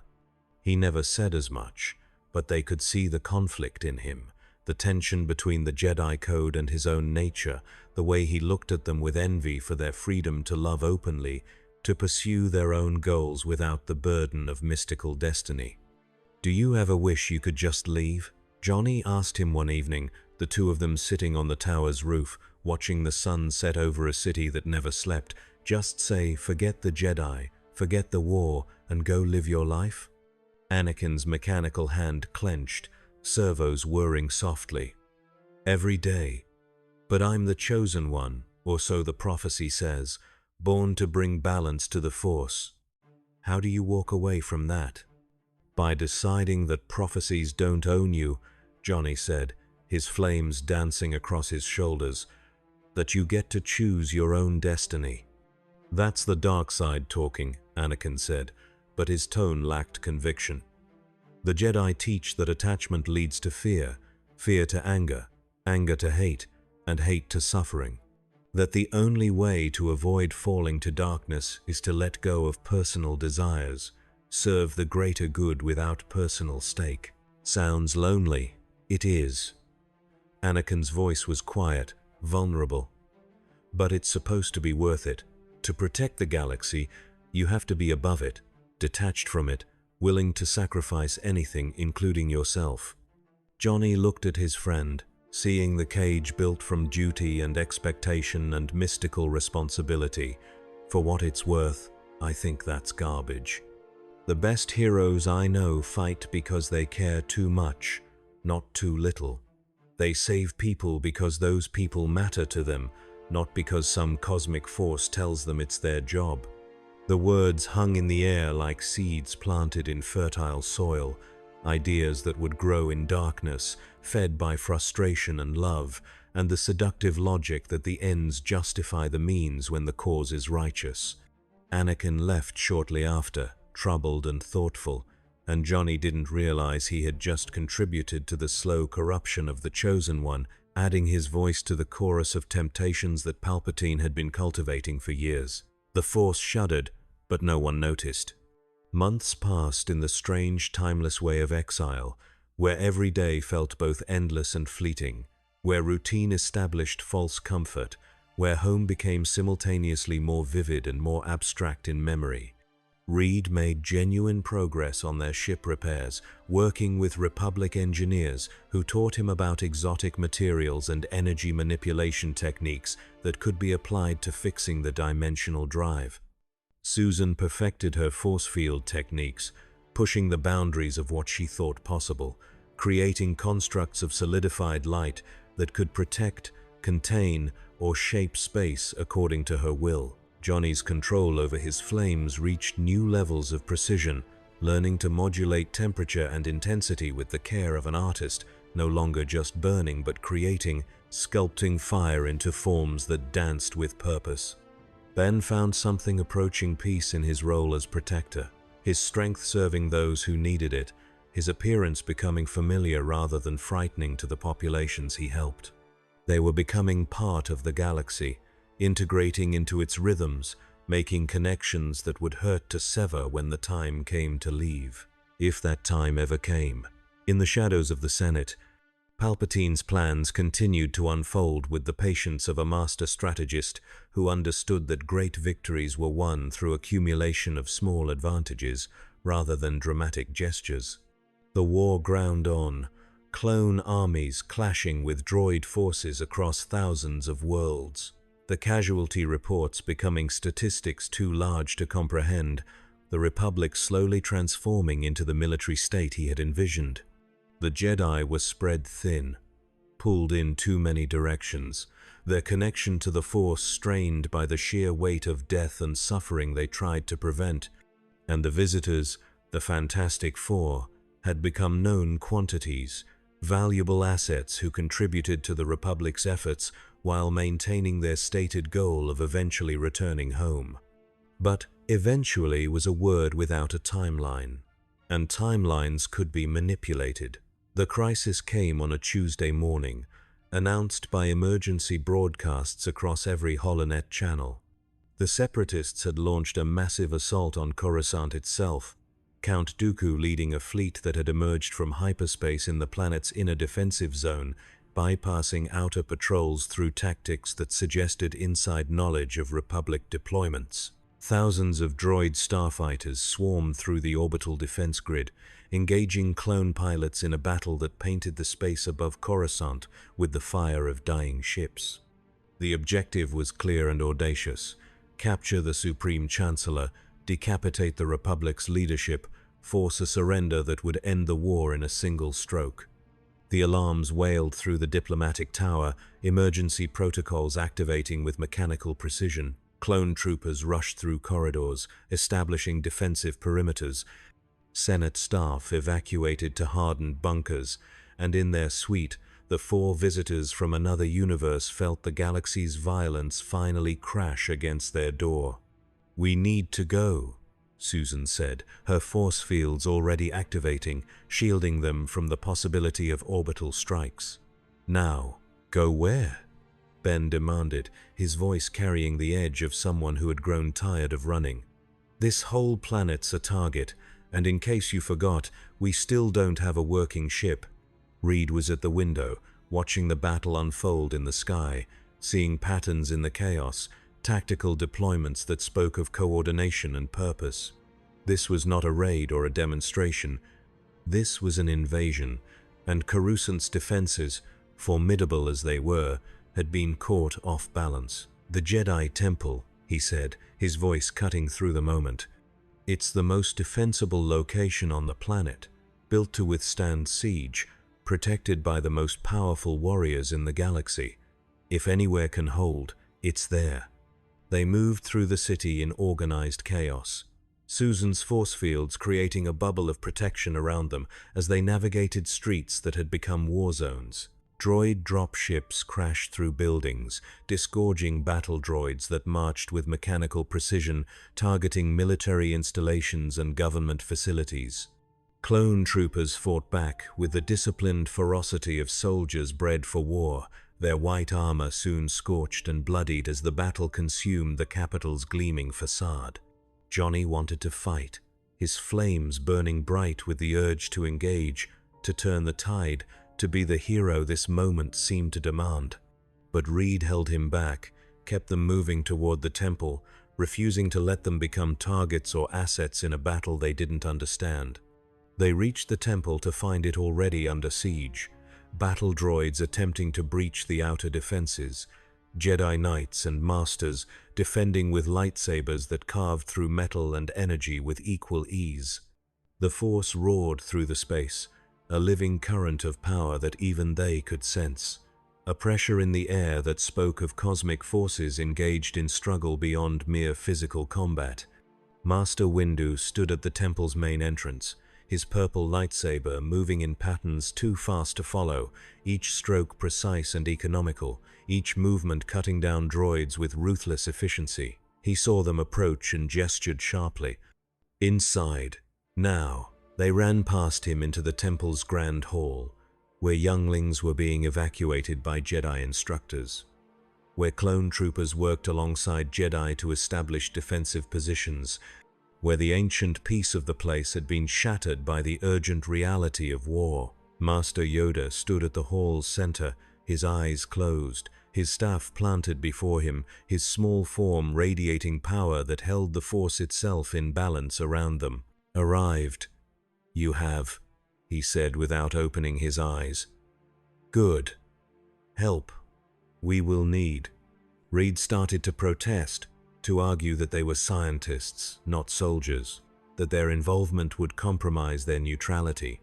But Susan placed a hand on his arm, her eyes on the younglings being shepherded to safety, children who had known only peace and training now facing the reality of violence. "Sometimes neutrality is a luxury we can't afford," she said quietly. The words echoed what Anakin had said months before, what the galaxy had been trying to teach them since their arrival. Power came with responsibility, presence demanded participation, and in a moment of crisis, standing aside was itself a choice with consequences. Reed looked at his family, at Ben's stone face set with determination, at Johnny's flames burning bright with eagerness to help, at Susan's force fields already extending to protect others, at the Jedi fighting to defend not just their temple but the ideals it represented. He made his choice. "What do you need?" The battle for Coruscant raged for 6 hours, a condensed eternity of violence and heroism, strategy and chaos. The Fantastic Four fought alongside the Jedi, not as warriors but as protectors, using their unique abilities to save lives rather than take them.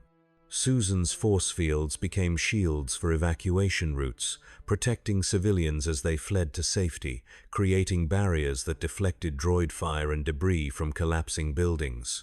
Reed's stretching abilities allowed him to reach survivors in places no one else could access, his body becoming living rope and ladder and bridge, his scientific mind calculating structural stresses to find the safest paths through danger. Johnny took to the skies, his flames turning him into a flying threat that drew droid fire away from ground forces, his heat melting through battle droid armor, his speed making him a nearly impossible target. And Ben became a one-man army, his stone fists smashing through droid formations, his invulnerable body shielding clone troopers from explosions, his strength moving obstacles that would have stopped others. They saved thousands of lives that day, pulling people from rubble and fire, creating safe corridors through war zones, becoming in those desperate hours exactly what the galaxy needed them to be. But they also became something else, visible, documented, known to the Separatists as legitimate threats. The tide turned when Anakin Skywalker and Obi-Wan Kenobi successfully rescued the Chancellor from the Separatist flagship, their daring raid broadcast across the holonet for all to see, 2 Jedi fighting through impossible odds to bring their leader home. Count Dooku was dead, killed by Anakin in a moment of fury that troubled Obi-Wan but delighted Palpatine. The Separatist fleet broke orbit, retreating to hyperspace with their mission failed, their commander lost, their gambit to end the war transformed into another costly defeat. Coruscant had held, and the Republic had new heroes to celebrate. The aftermath was exhaustion and assessment, rescue operations continuing through the night, casualty reports arriving in waves that spoke to the price of victory. The Fantastic Four returned to their quarters in the grey light of dawn, covered in dust and soot and the residue of violence, their bodies aching with exertion, their minds processing what they had done.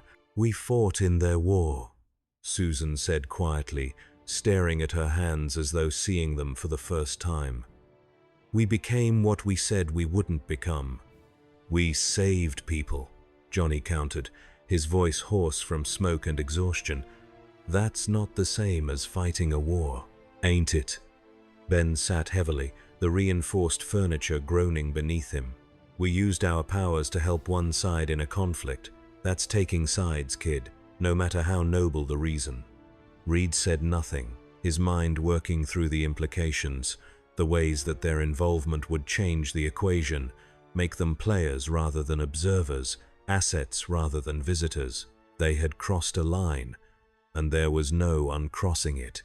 The door chimed, and Bail Organa entered without waiting for permission, his face showing the strain of a day spent managing crisis and politics in equal measure. "The Chancellor wants to award you medals," he said without preamble. "A public ceremony, recognition of your heroism, integration into the Republic's narrative of unity and strength." "We can't accept," Reed said immediately. "I know. I told him you'd say that." Bale moved to the window, looking out at the city that had survived another day. "But it doesn't matter. Your actions today made you public figures. The Holonet has footage of all of you, analysis of your abilities, speculation about your origin. The Separatists know about you now, which means they'll either try to capture you for study or kill you as threats. Your neutrality, such as it was, is gone. The weight of it settled over them, the understanding that they had become part of a larger story, actors on a stage they had never wanted to stand on." "Then what do we do?" Susan asked, her voice carrying the steel of someone preparing to fight the currents rather than surrender to them. Bale turned to face them, and his expression held both sympathy and resolve. "You make a choice. Commit to helping the Republic. Become official allies. Accept protection and support in exchange for your active participation in the war effort.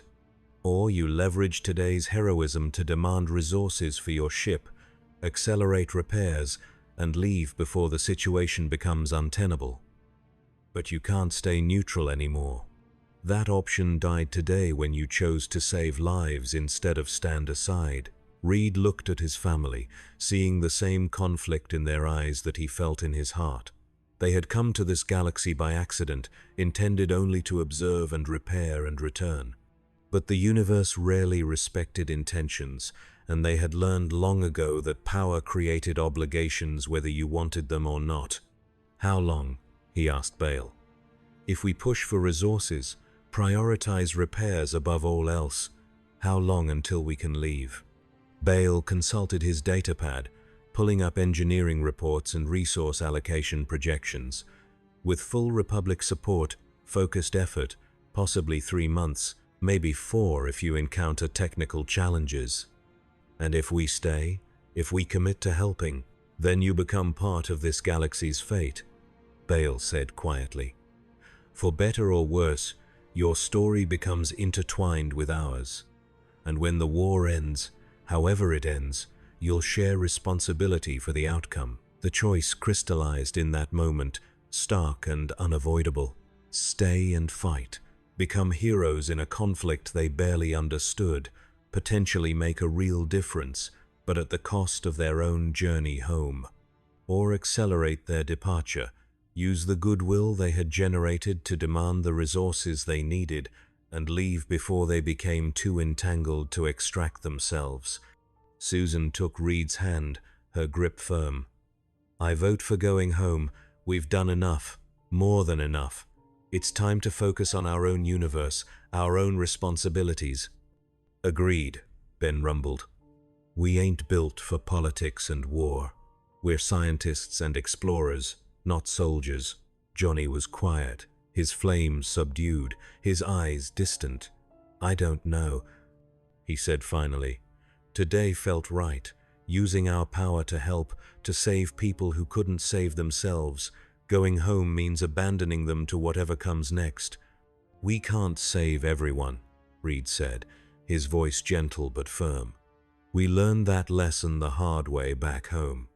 Sometimes the best thing you can do is solve the problems you actually have the power to solve, rather than spreading yourself across causes that will consume you." "Is that what we're doing?" Johnny challenged. "Solving our problem, or running from responsibility?" The question hung in the air, unanswered and unanswerable, because both things could be true simultaneously. Reed made the decision as the leader he had never wanted to be but had become through necessity and trust.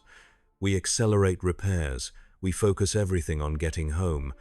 We help where we can, contribute where asked, but we make it clear that our timeline is now measured in months, not years. And we don't get pulled deeper into commitments that will make leaving impossible." It was a compromise, satisfying no one completely but acceptable to all of them. Bale nodded slowly, understanding and perhaps relieved that they had chosen the path that gave them an exit. "I'll inform the Chancellor," he said. "Frame it as your dedication to your own universe's needs, your responsibility to return to families and duties there. He won't like it, but after today's heroism, he can't afford to seem ungrateful or coercive." After he left, the four of them sat in silence, processing the day, the decision, the path they had chosen. They had fought in the Clone Wars, saved thousands of lives, become heroes to a galaxy not their own. And now they would spend the next months racing to leave before the consequences of that heroism trapped them forever. The Force whispered through the Force-sensitive city, carrying currents of dark amusement from the Chancellor's chambers, concern from the Jedi Temple, and the confused emotions of four beings who had learned that sometimes the right choice felt like betrayal, and sometimes helping meant knowing when to walk away. The work became focused, intense, consuming every waking hour as Republic engineers and the Fantastic Four collaborated on repairs that pushed the boundaries of both universes' understanding of physics. The dimensional drive was the primary challenge, its exotic matter requirements incompatible with anything in the known galaxy until Reed discovered that certain kyber crystal configurations, when subjected to precise quantum manipulation, could mimic the dimensional resonance properties they needed. It was delicate work, requiring cooperation with the Jedi who controlled access to kyber crystals, who insisted on being present during the experiments to ensure the sacred stones were not corrupted or destroyed. Master Shakti oversaw the process, her presence a meditation in stillness, her connection to the Force allowing her to sense when the crystals were stressed beyond safe limits. She watched Reed work with the careful attention of someone evaluating both his methods and his character. "You are leaving us," she observed one day, her tone neither accusatory nor approving. "We're returning home," Reed corrected gently. "This was never meant to be permanent." "Few things are," she agreed. "But your presence has been instructive. We Jedi are taught that the Force is the ultimate truth, the underlying reality that binds all existence. Yet you four possess power that operates entirely outside the Force, that cannot be sensed or influenced by it, that suggests the universe contains depths even we do not comprehend." Reed paused in his work, considering his words carefully. "I've learned that every framework for understanding reality is both true and incomplete. The Force is real, powerful, shapes this galaxy in profound ways, but it's not the only truth. Our cosmic radiation, our scientific principles, these are equally valid, equally fundamental. Maybe the lesson is that reality is larger than any single perspective can contain." Shakti smiled, a small expression of enlightenment. The Jedi Council would find that statement troubling. "We have spent millennia establishing ourselves as the guardians of truth, the interpreters of the Force's will. To suggest our understanding is limited, incomplete, would challenge foundations we rely on. Every institution faces that challenge eventually. Reed said quietly. "The question is whether you adapt or calcify." The words were prophecy, though neither of them knew it, a warning about a Jedi Order so convinced of its own rightness that it would fail to see the darkness rising in its midst until too late. As repairs progressed, the visitors found themselves drawn deeper into the lives of the people they had helped. Clone troopers who they had fought alongside sought them out, expressing gratitude in the stilted formal language they had been conditioned to use, their identical faces nonetheless showing individual personality through gesture and tone. Civilians who they had rescued invited them to neighborhood gatherings, community celebrations, small moments of normal life amid the larger war. And Jedi who had witnessed their courage offered friendship and respect, acknowledging them as allies even if not as Force users. Anakin visited frequently, drawn by fascination and something deeper, a kinship with people who had been transformed by forces beyond their control, who struggled with power and responsibility, who loved openly despite the cost.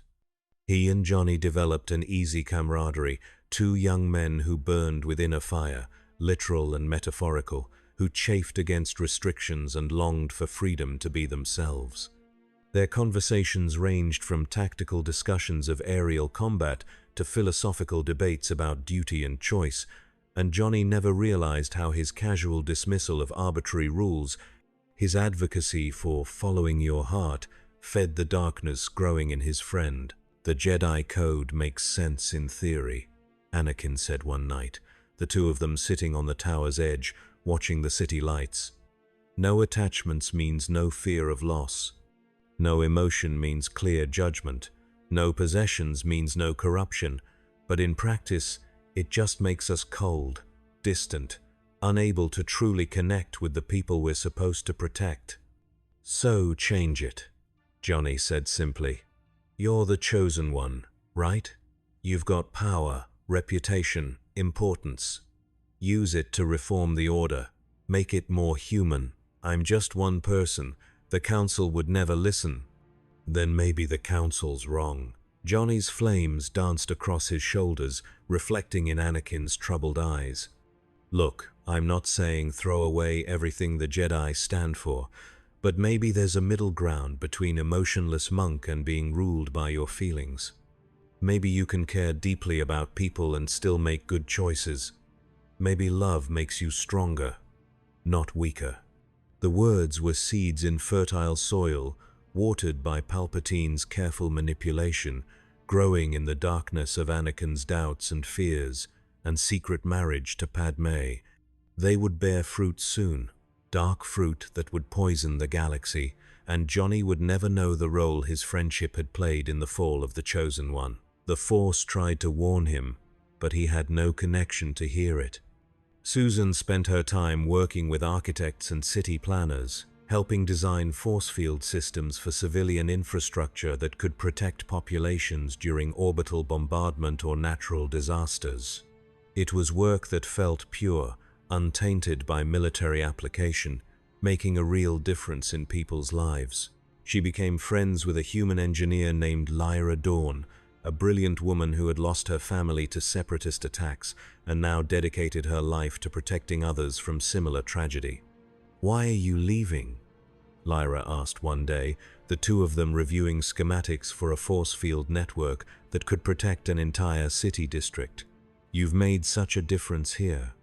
People look up to you, draw hope from you, and your technology could save billions of lives if fully implemented." "Because this isn't our galaxy," Susan said quietly. "We have our own responsibilities, our own universe that needs us. Staying here would mean abandoning that." "I understand duty," Lyra said, her voice carrying old pain. "But sometimes duty and desire align. Sometimes the place you're needed and the place you want to be are the same." Susan looked at her friend, seeing the longing, the wish that they would stay and continue the work they had started, and she felt the pull herself, the seduction of being somewhere you could make a visible difference, where your power was valued and your contributions mattered. But she also knew the trap, the way temporary commitments became permanent obligations, The way helping became serving, became losing yourself in causes that consumed everything you had. "I have a family," Susan said finally. "A husband I love, a brother who drives me crazy but who I'd die for, a friend who's more like a brother than anything else. They're my first responsibility. And home is where they are." Lyra smiled sadly, understanding and envying in equal measure. "Then I hope you make it back to them. And I hope, when you do, you remember that somewhere in this galaxy, people are grateful you were here, even briefly." Ben found his own connection through the rescue operations, working with teams who pulled survivors from collapsed buildings, who dug through rubble with determination born of knowing every minute mattered. He became friends with a clone commander named Cody, one of the few clones who had been given actual name recognition and individual authority.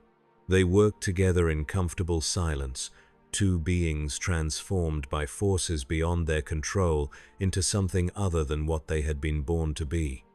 "Do you ever wish you were normal?" Ben asked one day, the two of them taking a break after hours of clearing debris from a collapsed tower. Cody's helmet was off, revealing the face that was simultaneously his own and shared by millions of brothers. "I don't know what normal would be," he said. "I was created to be a soldier, bred, trained, designed for this purpose. There was no before, no alternative life I was taken from." "But if you could choose," Ben pressed, "if you could be anything, not just what you were made for, what would you be?" Cody was quiet for a long moment, his eyes distant with thoughts that programming had never prepared him for. "Free," he said finally.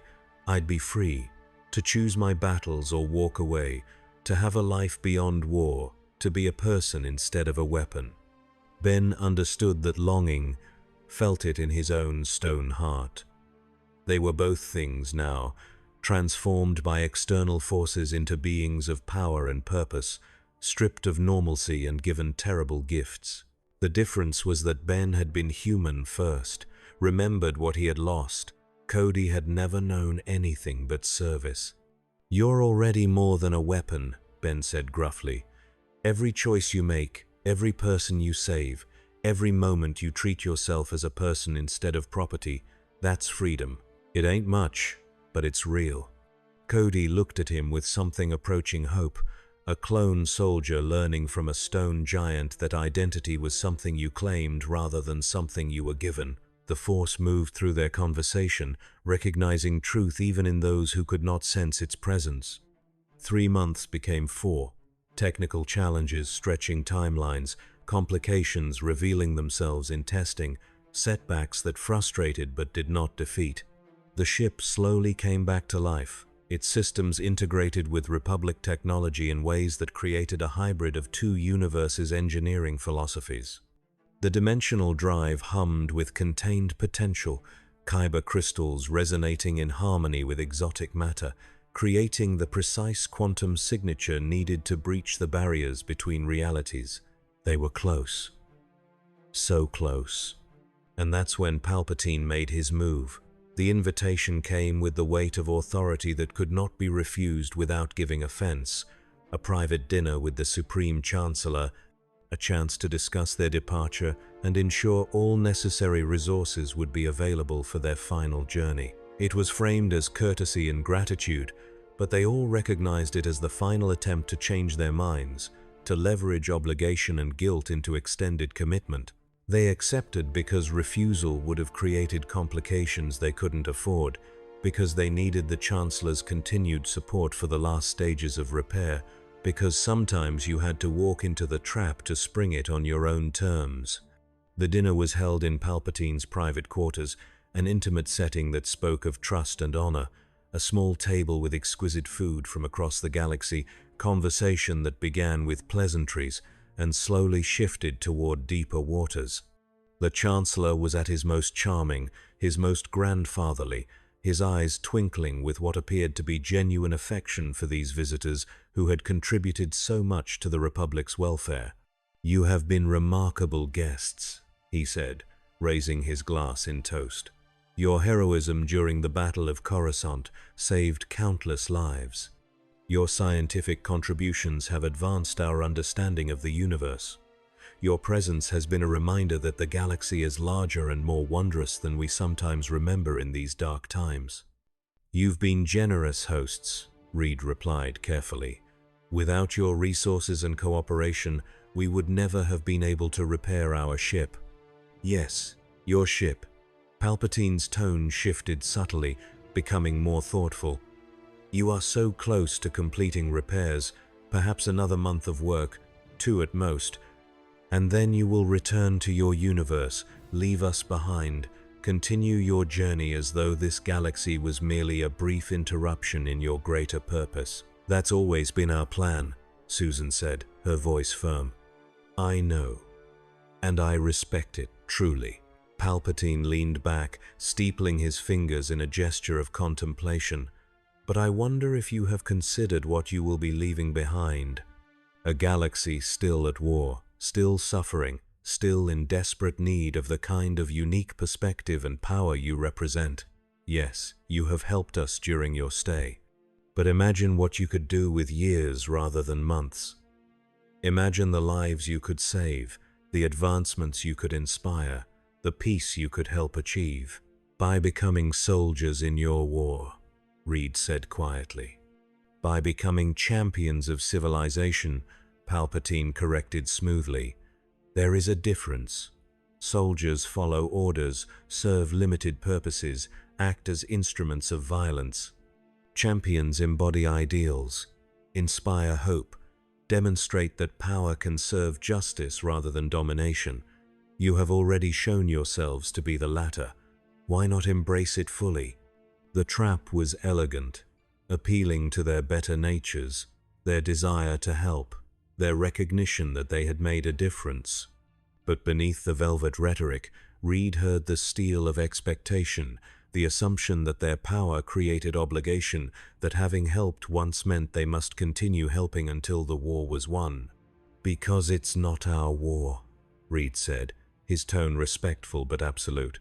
We stumbled into this galaxy by accident. We've helped where we could because that's who we are. But we have responsibilities elsewhere, our own universe that needs us, our own lives that we put on hold for this unexpected detour.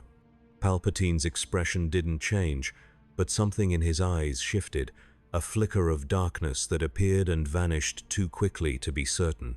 I see, so your responsibility to strangers ends where your personal convenience begins. That's not fair, Johnny interjected, his flames flickering with indignation. We've risked our lives helping your people. We've contributed everything we can without completely abandoning our own mission. You have, Palpatine agreed, and I am grateful, sincerely. But gratitude does not blind me to the reality that you possess power this galaxy desperately needs, and you are choosing to take it away at a critical juncture in our fight for survival. Ben's stone fist clenched under the table. You're trying to guilt us into staying, make us feel like leaving is betrayal. I'm trying to help you see the full scope of your decision, Palpatine said, his voice still gentle, still reasonable, still utterly focused on bending them to his will. When you return to your universe, when you resume your lives there, you will carry the knowledge that you could have stayed, could have made a definitive difference in the outcome of a galactic conflict, and chose instead to prioritize your own comfort. That knowledge will haunt you. Susan stood abruptly, her force fields flickering around her like agitated water. This conversation is over. Thank you for dinner, Chancellor, but our decision is made. We're leaving as soon as our ship is ready. Palpatine rose as well, his expression settling into something that might have been disappointment or might have been calculation. Very well. I will ensure all remaining resources are made available for your final repairs. The Republic does not hold its guests hostage, whatever their value. He moved to the door, opening it in a gesture of dismissal that was also a demonstration of grace under rejection. But know this, the war will continue after you leave. People will die who might have lived if you had stayed. and that blood will be on your hands as surely as any soldier's." They left in silence, the weight of his words pressing down on them, the guilt working like poison even though they recognized the manipulation, understood that he was trying to weaponize their conscience against their better judgment. In the speeder ride back to their quarters, Johnny was the first to speak. "He's right though, isn't he? We could stay and make a difference. We could also get trapped here forever," Susan countered. "Pulled deeper and deeper into a conflict that has no clear end, no simple resolution, no guarantee that our involvement would actually tip the balance rather than just prolonging the suffering." "But we'd be doing something," Johnny insisted, "using our power for good instead of running away." "We're not running away," Reed said, his voice tired. "We're making a choice about where we can do the most good. And our universe, our Earth, that's where we belong. That's where our expertise and abilities are most needed." Ben looked at his oldest friend, seeing the conflict Reed was hiding behind logic and leadership. "You sure about that, Stretch? Or are we just scared of getting in over our heads?" Reed had no answer, because both things could be true, because every choice involved sacrifice, because leadership meant making decisions when all options were painful. They returned to their quarters in troubled silence, each processing their own doubts, their own conflicts between duty and desire, responsibility and comfort. Outside, the galaxy continued its slow spiral toward darkness, unaware that 4 beings from another reality had just declined to become heroes of someone else's story, choosing instead to return home and leave the galaxy to its fate. In his chambers, Palpatine smiled in the darkness, satisfied despite the apparent failure. He had planted seeds of guilt that would grow in the visitors' hearts, creating conflict and doubt that would serve his purposes even if they left. But more importantly, he had documented their refusal, their prioritization of personal goals over galactic need, creating a narrative that would allow him to claim their technology and methodology as abandoned assets, intellectual property left behind by those who chose not to help. The Fantastic Four would leave, but their legacy would remain, to be used, studied, weaponized in ways they would never know. The dark side whispered satisfaction, and the Force shuddered with the knowledge of futures unfolding, timelines branching, consequences spreading across years and systems and souls yet unborn. The final month of repairs proceeded with mechanical efficiency, the 4 visitors working alongside Republic engineers with singular focus, no longer engaging in side projects or humanitarian efforts, dedicated only to the goal of leaving. They had retreated from the galaxy's embrace, building walls of professional distance, declining invitations and requests with polite firmness. It was necessary for their emotional survival to avoid creating connections that would make departure unbearable, but it also felt like betrayal, like they were abandoning people who had become friends. Anakin visited less frequently, his time consumed by the war's escalating demands, but when he did come, there was something different about him, a darkness that had deepened, a conflict that had sharpened. He looked at them with envy and resentment, people who could simply choose to walk away from responsibility, who had the freedom he would never possess. "I wish I could leave," he admitted one night, the confession raw and dangerous.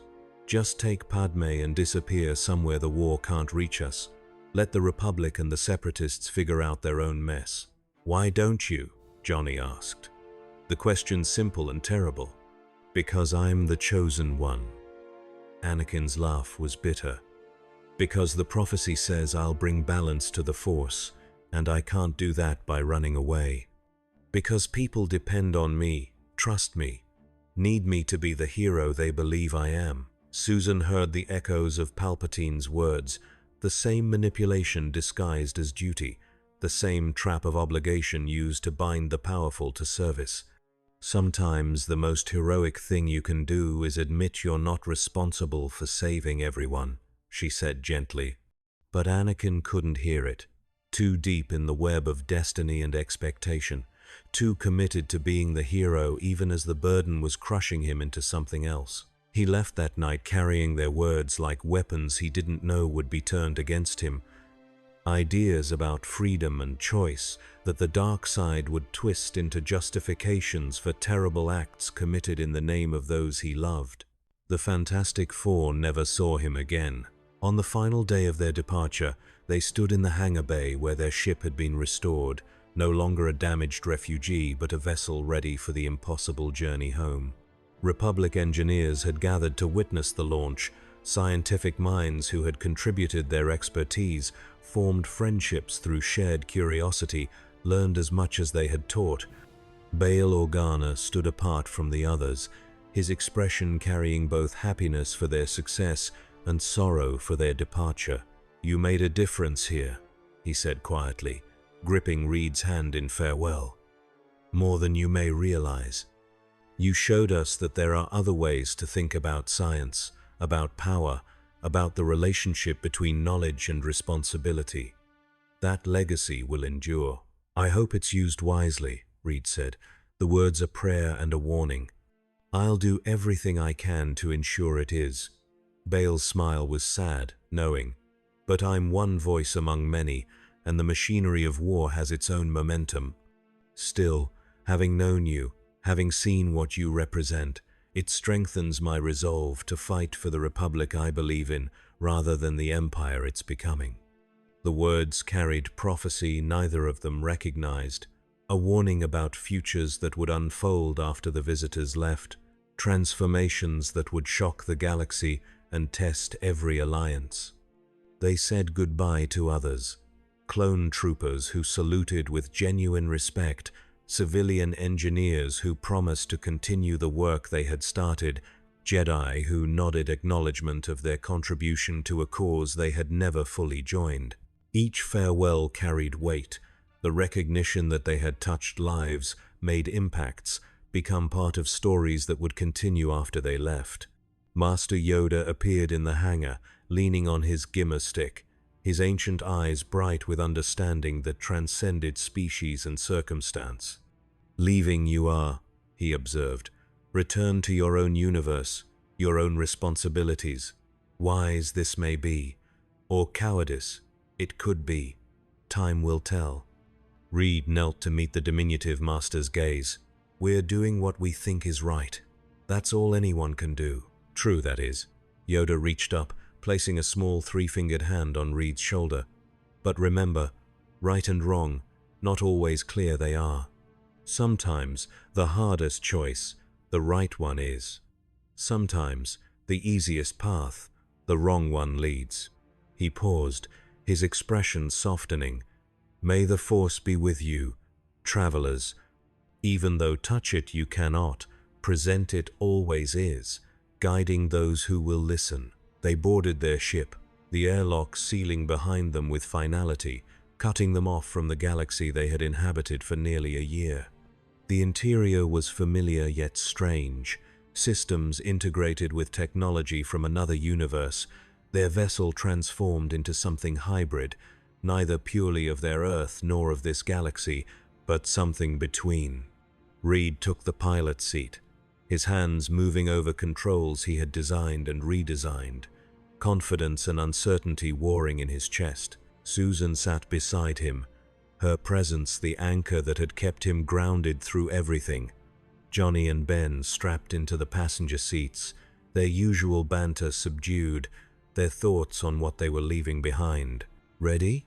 Reed asked, his hand hovering over the dimensional drive activation. "Do it," Susan said simply. The drive hummed to life, kyber crystals resonating with exotic matter, creating harmonics that bent space-time around them in precise geometric patterns. The hangar bay's energy shields shimmered as the ship's dimensional signature began to phase, existing simultaneously in multiple quantum states, preparing to slip between the cracks in reality's foundation. Reed initiated the sequence, and the universe screamed. The dimensional breach was violent, reality tearing like fabric stressed beyond its limits, the ship plunging through layers of existence that human minds were not meant to perceive. They experienced eternity in an instant, felt the weight of infinite parallel universes pressing against them, saw timelines branch and converge in patterns that spoke to the fundamental chaos underlying all apparent order. Then, with a sensation like breaking through water's surface after nearly drowning, they emerged into their own universe, their own Earth's orbit, the familiar blue marble turning beneath them with the slow grace of home. They had made it back. But as Reed guided the ship toward Earth, as Susan reached out to contact the Baxter building, as Johnny whooped with relief and Ben muttered grateful prayers to deities both remembered and invented, none of them noticed the small piece of technology embedded in their ship's hull, a tracking device that had been placed there during final repairs, a gift from Palpatine that would allow him to find them should the need arise. Should this universe prove useful, should the empire he was building require resources from beyond dimensional boundaries, the dark side's reach was long, patient, and far more subtle than anyone suspected. In the galaxy far, far away, the Clone Wars continued to grind toward their inevitable conclusion. Anakin Skywalker fell to darkness, became Darth Vader, helped Palpatine transform the Republic into the Empire. The Jedi were destroyed, their order extinguished in a single night of betrayal and murder. Bail Organa survived, became a founder of the rebellion, raised Leia as his daughter, and sometimes late at night remembered 4 visitors from another universe who had shown him that there were different ways to think about power and responsibility, memories that strengthened his resolve during the darkest times. The technology the Fantastic Four had shared was classified, studied, kept from general implementation by bureaucratic inertia and Palpatine's careful manipulation, preserved for future use by an empire that would eventually reach across dimensional boundaries, seeking resources and conquest. But those were stories for other times, other conflicts, other heroes yet to rise. For now, the Fantastic Four returned home, changed by their experience in a galaxy at war, carrying with them the weight of choices made and not made, lives saved and left behind, a year spent walking the tightrope between helping and interference, between power and restraint, between staying and leaving. They would remember the Clone Wars, the Jedi, the clones, the civilians they had helped. They would wonder sometimes if they had made the right choice, if leaving had been wisdom or cowardice, if their neutrality had been principled stance or comfortable excuse. But they were home, together, and that, in the end, was what they had fought so hard to preserve. The Force, which had no reach into their universe, nonetheless whispered across dimensional barriers a blessing and a warning that all choices have consequences, that every action ripples forward through time, and that sometimes the smallest decisions shape the largest destinies. The Fantastic Four had touched a galaxy far, far away, and they would never truly leave it behind.